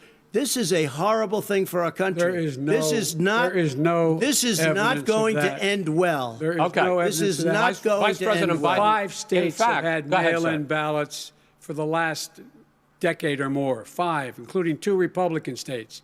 And you don't have to solicit the ballot. It's sent to you. It's sent to your home. What we're saying is, they're saying is that it has to be a postmark by the time, by Election Day. If it doesn't get in till the 7th, 8th, 9th, it still should be counted. He's just afraid of counting the votes because he knows You're the wrong. outcome. You're wrong. No, I want to continue with you on I this, love Vice counting the President votes. Biden. Chris, because he's so wrong when he makes a statement like that. Excuse me, Vice President Biden. The biggest problem, in fact, over the years with mail-in voting has not been fraud historically. It has been that sizable numbers, sometimes hundreds of thousands of ballots are thrown out because they have not been properly filled out, or there is some other irregularity, or they missed the deadline. So the question I have is, are you concerned that the Supreme Court with a Justice Barrett will settle any dispute? I'm concerned that any court would settle this because here's the deal. When you get a ballot and you fill it out, you're supposed to have an affidavit. If you didn't know, you have someone say that this is me. You should be able to, if in fact you can verify that's you before the ballot is thrown out, that's sufficient to be able to count the ballot because someone made a mistake and not dotting the correct I. Who they voted for, testify, say who they voted for, say it's you. That is totally legitimate. All right. Excuse me, Chris, when you have 80 million ballots I have a final sent in question. and swamping the system, you know it can't be done. You know it can't. And already All there's right. been So now, fraud. Mail service deception. delivers wait a minute, gentlemen. In the 185 final million question pieces of is, mail a day. in million 8 ballots. states, we can keep talking. It's in a- 8 it's a states, disgrace. election workers are prohibited, currently by law, 8 states, from even beginning to process ballots, even take them out of the envelopes and Yes. flatten them until Election Day. That means that it's likely, because there's going to be a huge increase in mail-in balloting, that we are not going to know on election night who the winner is, that it could be days, it could be weeks. Could be months. Until we find out who the new president is. So first for you, sir, finally for the vice president, I hope neither of you will interrupt the other. Will you urge your supporters to stay calm during this extended period, not to engage in any civil unrest? And will you pledge tonight that you will not declare victory until the election has been independently certified? President Trump, you go first. I'm urging my supporters to go into the polls and watch very carefully, because that's what has to happen. I am urging them to do it. As you know, today there was a big problem. In Philadelphia, they went in to watch. They're called poll watchers, a very safe, very nice thing. They were thrown out. They weren't allowed to watch. You know why? Because bad things happen in Philadelphia, bad things. And I am urging my people. I hope it's going to be a fair election. If it's a fair You're urging election, them what? I am 100% on board. But if I see tens of thousands of ballots being manipulated, I can't go along with that. And I'll tell you what, does that from mean, a common sense, does that mean you're I'll tell going to you tell what your it means. people to take to the It means street? you have a fraudulent election. You're And what are sending you out gonna do? 80 And million what would you ballots. do about that? They're not equipped to. These people aren't equipped to handle it. Number one. Number two, Okay. they cheat. They cheat. Hey, they found ballots in a waste paper basket 3 days ago, and they all had the name military ballots. They were military. They all had the name Trump on them. Vice President You think Biden, that's good? Vice President Biden, final question for you. Will you urge your supporters to stay calm while the vote is counted, and will you pledge not to declare victory until the election is independently certified? Yes, and here's the deal. They count the ballots, as you pointed out. Some of these ballots in some states can't even be opened until Election Day. And if there's thousands of ballots, it's going to take time to do it. And by the way, our military, they've been voting by ballots since the end of the Civil War, in effect. And that's what's going to happen. Why was it not? Why is it for them somehow not fraudulent? It's the same process. It's honest. No one has established at all that there is fraud related to mail-in ballots, that somehow it's a fraudulent process. It's already been established. Take a look at Carolyn Maloney's race. I asked you had an opportunity to Look at respond. Carolyn Maloney. Go ahead. They have no idea what Vice happened. President Biden, go ahead. He has no idea what he's talking about. Here's the deal. the fact is, I will accept it, and he will too. You know why? Because once the winner is declared, after all the ballots are counted, all the votes are counted, that'll be the end of it. That'll be the end of it. And if it's me, in fact, fine. If it's not me, I'll support the outcome, and I'll be a president not just for the Democrats. I'll be a president for Democrats and Republicans. And this guy, I want to see an honest ballot count. Gentlemen, you say that's the end Chris, of it? This is the end of this debate? Honest ballot count. We're going to leave it there. Too. To be continued as in more debates as we go on. President Trump, Vice President Biden, it's been an interesting hour and a half. I want to thank you both for participating in the first of 3 debates that you have agreed to engage in. We want to thank Case Western Reserve University and the Cleveland Clinic for hosting this event. The next debate, sponsored by the Commission on Presidential Debates, will be 1 week from tomorrow, October 7th, at the University of Utah in Salt Lake City. The 2 vice presidential nominees, Vice President Mike Pence and Senator Kamala Harris, will debate at 9 p.m. Eastern that night. We hope you watch. Oh, man, Until then, thank you and good night. All right. Well, I don't know where to start here, but kill the feed, kill Wallace. I mean, this is ridiculous. yeah. All right, Randy. Good to be with you on that stuff. Hopefully, everybody's got their blood pressure in check after listening to that. Yeah. I, for one, found it a little frustrating to listen through that debate, and I'm kind of interested in your thoughts. What are some of the key things that pop out to you, Trucker Randy? Well, the biggest problem that I have, and it's the moderator's fault. He did not have control of this debate. He did not have control of the 2 participants.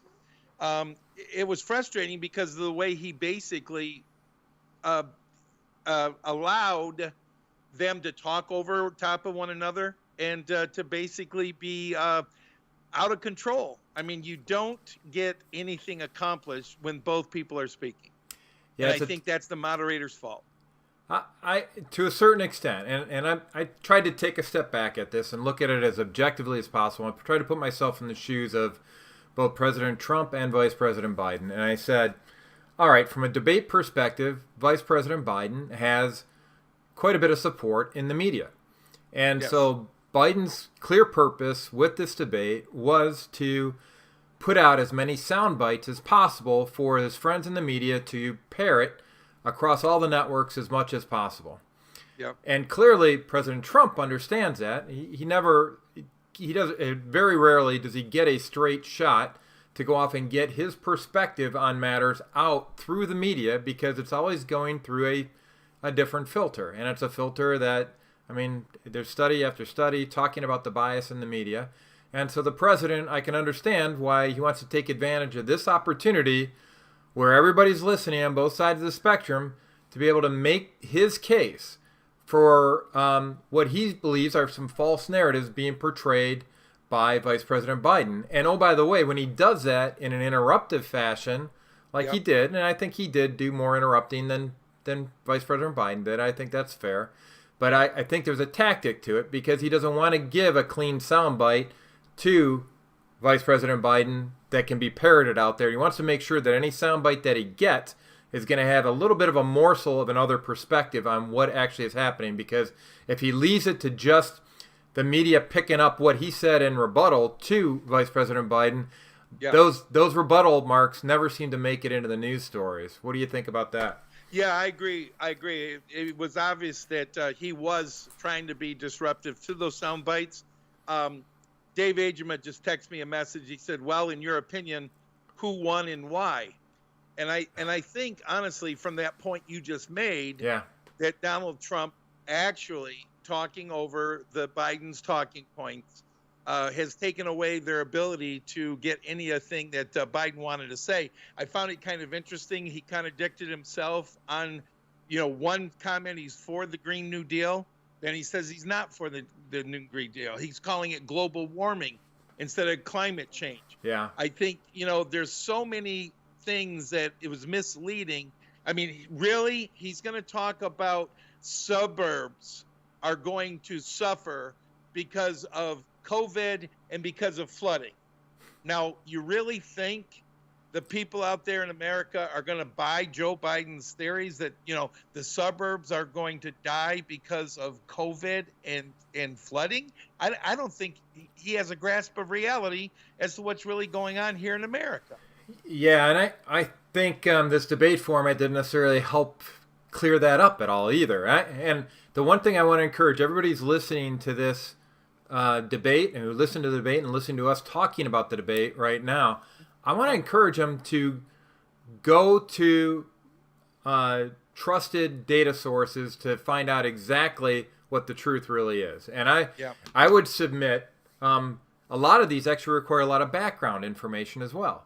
So, for example, when they talk about critical race theory and what President Trump issued an executive order to cease and desist the execution of inside of federal agencies, the way that Chris Wallace was presenting this, I don't think really did justice to what is actually being taught in this training. I think people should actually go off and actually experience or hear some of these trainings that are going on and what people are forced to go off and submit to in context of this training, and then go off and ask the question whether or not that something should have been stopped. Chris Wallace called it sensitivity training. Yes, and it's a blatant misrepresentation. What it is. No, not at all. My granddaughter, Pat, came to me with an English assignment for freshman English right up here in Traverse City, Michigan. Yep. Northwestern Michigan College. A 12-page handout talking about white privilege. Yep. Then they gave her a questionnaire with 20 questions on it that she was supposed to check mark of all the 20 items, which ones applied to her because of her white privilege. Yep. And what if she didn't check any of them, right? She didn't do the assignment, right? No, she refused. And the entire class was dismissed from doing it because they stood up and said, what does this have to do with English in freshman college? And like it or lump it or whatever, President Trump's the first one who stood up and said, wait a second, I cry foul on this training, because this is happening not just in federal government, it's happening in our schools, it's happening in businesses, it's happening all across America, and it really is designed to try to convince all Americans that we are not a good nation, that our history is bad, and that we white people are bad. I mean, this is the Howard Zinn education project, and I think Dinesh D'Souza refuted it beautifully in his movie America Imagine the World Without Her, and he did a phenomenal job addressing that. And but I ultimately, in all this, go to the data. So if you're wondering around what is actually going around COVID-19, go look at the actual data. I mean, there's a lot of different data sources out there. The one that I tend to go to is covidtracking.com. Pull up your own spreadsheets, look at the data, and then understand that the test results, about 90% of them are false positive. Understand that when they're citing deaths, that 6% of them are, only 6% of those deaths that are figured there have no other comorbidities. And then put everything else in context, including his statements around extrapolation of fatality numbers. You have to go to the data here. This isn't a case of sound bites. I think Vice President Biden wants to win a soundbite war because of his assets in the media. I think that the tough part is in 2 minutes, how does President Trump go off and address a complicated subject like COVID, a complicated subject like critical race theory, a complicated subject like the economy in that time frame? It's really difficult. Well, the biggest thing to take away from me, where I think President Trump won, and he allowed Joe Biden to expound for his 2 minutes, was where he basically allowed him to talk about implementation of the new Green Deal. Yeah. Where he talked about, weatherization of 4 million homes, and he talked about getting rid of, fossil fuels, and that we're going to do it by renewable energy. The cost to our economy, the changing and the shutting down of small businesses in this country would be, I think that moment was the clearest moment into a Biden presidency. Well, and I think it was the clearest moment into any data of substance as well. Yes. Because you actually saw details of the plan. You heard the number of homes. People can kind of get their hands around that. It was the first time we actually heard anything it's pretty nebulous when you go off and say, what's your stance on climate change, right? Yes. That is a pretty loaded term. Yep. And so Well, then the other aspect of it, Pat, he said it's going to produce all these, hundreds of thousands of, well-paying jobs in an industry that they don't even have batteries capable of storing solar power. Okay, they don't even have the ability, the technology that they're talking about for us to get away from, gas-burning automobiles. Yeah. I mean, he's in favor of electric cars. He's going to put 500,000 charging stations across America. Who's going to pay for all this stuff? Yeah, I think when you actually start getting into the details of this, Yes. which, I'm an engineer, so my background, I'm going to want to see the actual data. When I was in the middle of debates for governor, I mean, I was the one pushing real solutions and data out there, and it's tough to do in a 30-second or even a 1-minute soundbite. And they had 2 minutes to go off and do it, but it was anyway. It's really difficult to go off and get that breakout in here. I just there's so much to unwrap on this, and then you get into the election integrity. Well, and, the last part, just to answer Dave Vajama's question, I don't think either candidate, quote unquote, won. I think the base that's supporting Trump is supporting Trump. The base that's supporting Biden is supporting Biden.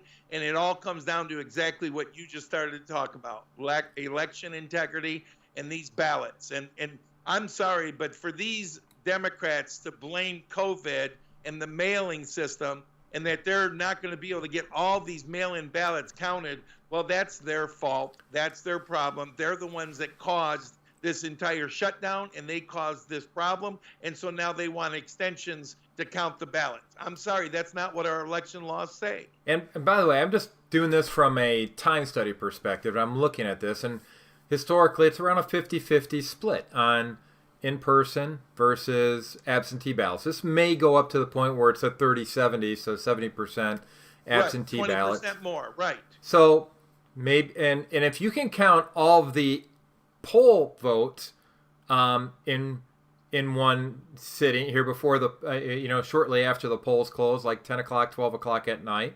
Sure. So that's about 4 hours after the polls close. So you've been voting up at that time maybe 16 hours. All right. Yep.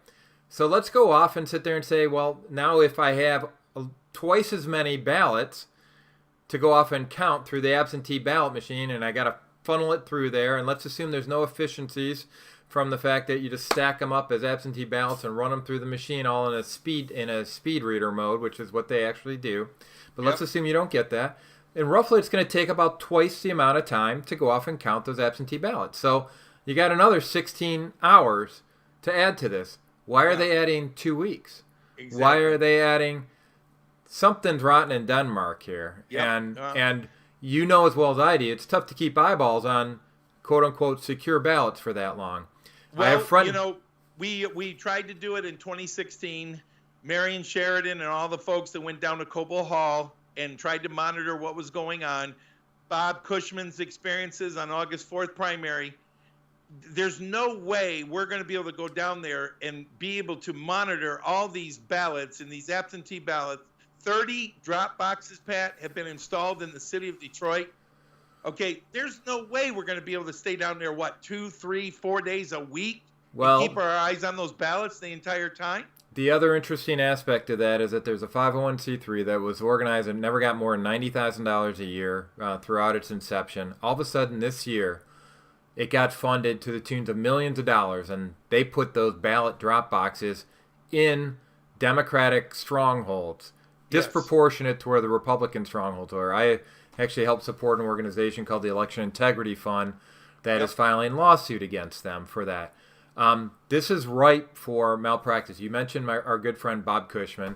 Yep. When he was at the Detroit absentee ballot counting area on election night in this most recent primary, right, he noted, and he signed an affidavit to this effect, that there was a car with Ohio plates that had backed up into the actual location where they were counting the ballots. What's going on here? And then President cited ballots that have been thrown in the trash with his name on the ballot. Guys, there are concerns with this. And I don't think also when you're talking about the moderator earlier with Chris Wallace, Yep. I don't think he understood the difference between mail-in voting and absentee voting. He said a Nope. 250,000 people voted via mail-in voting. That's not accurate. It's maybe 40 or maybe 250,000 voted remotely, and so they actually sent in absentee ballots and mail-in ballots. There's a difference. And the president was very clear about trying to make that difference. I think Chris Wallace did a horrible job clarifying that. A mail-in ballot is when unsolicited, the Secretary of State sends me a ballot to go off and vote. Voter registration databases are off often by about 20%. So in a state like Michigan, that means that you can have 2 million invalid addresses. Where do those ballots go? If they're just mailing them out, that's mail-in voting. If you're doing it in absentee voting, I say, hey, I would like to vote absentee this year, and you go off and ask the Secretary of State for an absentee ballot. That is very significantly different because the error rate is significantly lower. You don't deal with the 20% fraudulent data in your database when that happens. Exactly. And so there's a big difference you between make the two. the application to your local clerk. Yep. The application is processed. They actually make record of the ballot and the ballot number that they're sending you. You get the ballot with the tab still on there with that ballot number. You send it back, and the ones that are tearing it off and feeding it into the tabulator, they know that they got your ballot back from your application. That's not what President Trump's talking about. Right. So you got to dig into these issues. Also, when it came to the fires in California, I was kind of waiting for the president to bring this up, and he didn't. But do you know how many of the folks, how many arsonists they highlighted on that were caught setting these fires deliberately, and how many of these were activists with sympathies towards the Democratic Party? Yeah. And exactly. oh, by the way, somehow there was a big narrative that this had to do with climate change.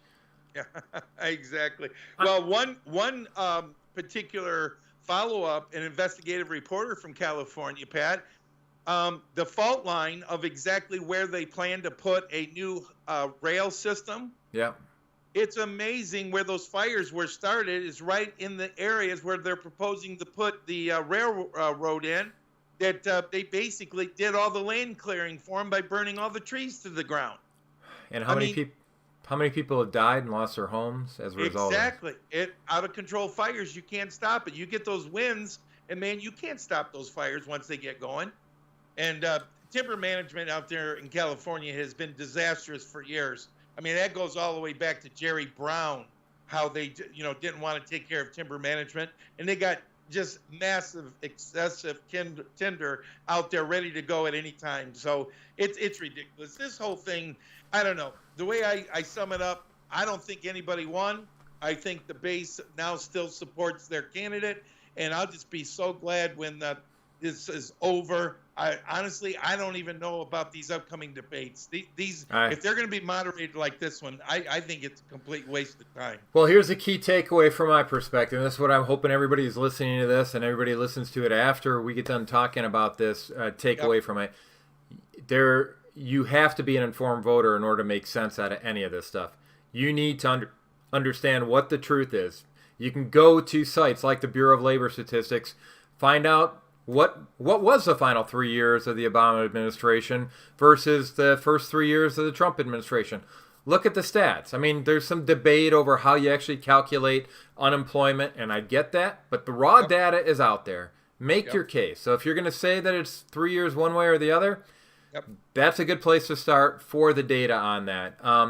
If you want to find out what's going on with COVID-19, go to the covidtrackingproject.com for starters. I'm not 100% in sync with that. The data is there, but for other reasons that we cited earlier. But look at that. If you want to find out about critical race theory, do some research. Find out what a critical race theory training actually looks like. Yes. So do your research on it, please. And that's the only way. At letsfixstuff.org, we try to get data out there for you to be able to go off and understand what's really going on. That if you're just listening to the media, if you're just listening to the mainstream media in particular, you're never going to get the truth. I'm telling you that right now. Well, and it's what I do every day, Monday through Friday, Pat. I'm focused like a laser beam on Michigan news and Michigan politics. And for folks out there not in our listening area of 97.7 FM WCHY up here in Sheboygan, the website is yourdefendingfathers.com. We do the show live 9 to noon. Then the website repeats that show every day, 3 hours. So if you miss the first hour, it repeats at noon, 3 p.m., 6 p.m., 9 p.m., midnight. You just got to listen, learn, and then share the information with your friends, your family, your coworkers, people you go to church with. They need to know the truth. That's the bottom line. And even if you're not in Michigan, the data you're talking about and some of the policy issues that we're facing in the state of Michigan, I'll tell you, they're repeated all across the country. And Yes. it's very useful to see what's going on in other states. And I, as a state legislator, I was amazed at how similar it was with some of the initiatives that I was facing here in Michigan versus Missouri versus Florida. There's a lot of commonality because what we're seeing is there's a lot of national groups that are pushing the same narrative across the board in all these different states. And if you understand what's going on in Michigan, and you are, from my perspective, the de facto best source of information on what's really going on in our state legislature, in our state executive branch and judicial branch, you get some of the best guests on there, and you do your research every single day to get that information out. Even if you're not in Michigan, I would submit that it's valuable to go off and tune into your radio show.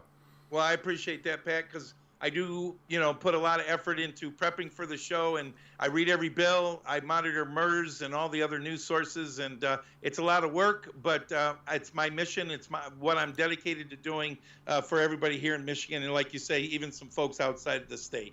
Yeah, so bottom line is, on all this, everybody, this is no time for voters to sit back and just be happy and play personality games. If you really want to understand the truth, if you want to influence others to understand that truth, you got to have the data behind it. So Got to be educated. I encourage you all to check that out.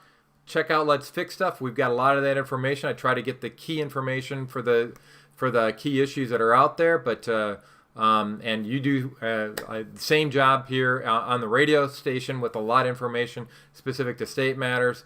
I just encourage folks to check out Trucker Randy. We're going to give you more information here in just a sec, and just leave you. We're going to try to tee this up again for debate number 2. We got some new things that are being planned to actually supplement that discussion next time, and try to introduce some poll features into that next one. So please get the word out about this engagement. We're trying to go around the traditional media and their talking points on it, and try to get to the heart of the issues that really matter.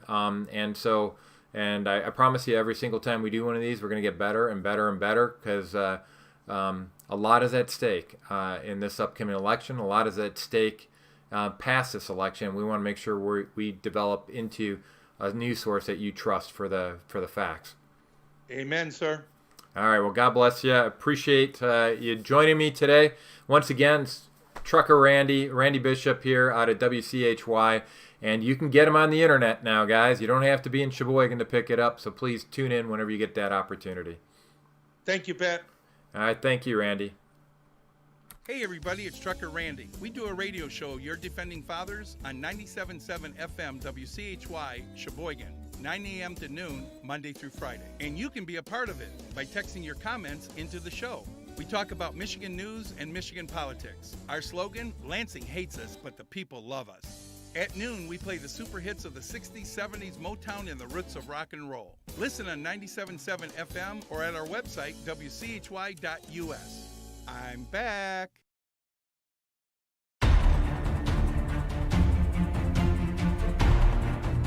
We're in the middle of an information war. It's not between Democrats and Republicans. It's not between conservatives and liberals.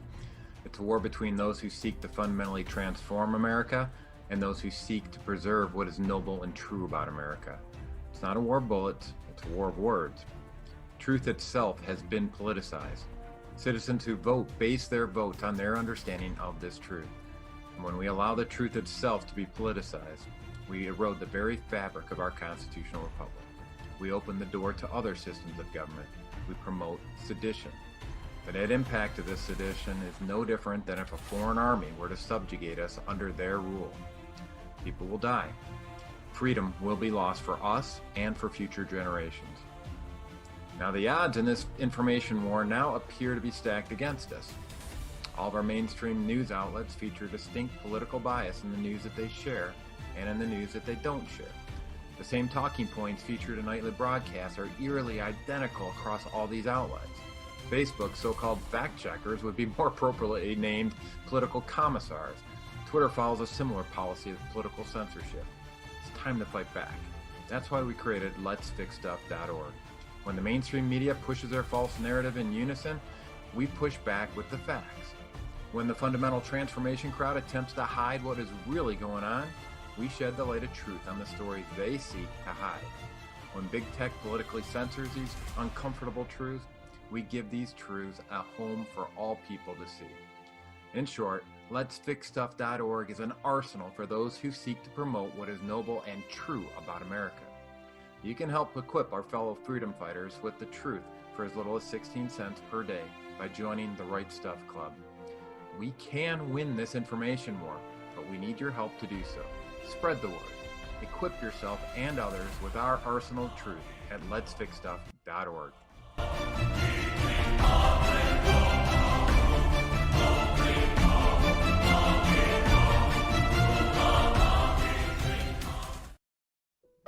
If I told you you could save tens of thousands of dollars over the life of a WellConnect unit, would you listen? Let me tell you, WellConnect is a heating and cooling system that can literally save you a ton of money. If you're tired of freezing in the winter and boiling in the summer and didn't think you could afford to make a change, this might just change your mind.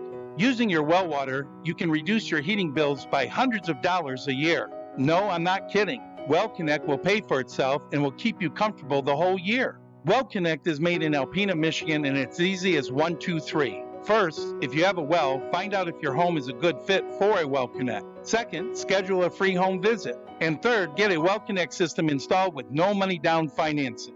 Call 989-356-2113 and go to their website, wellconnectsaves.com. 989-356-2113, wellconnectsaves.com. Getting a WellConnect is a no-brainer. You'll be glad you did.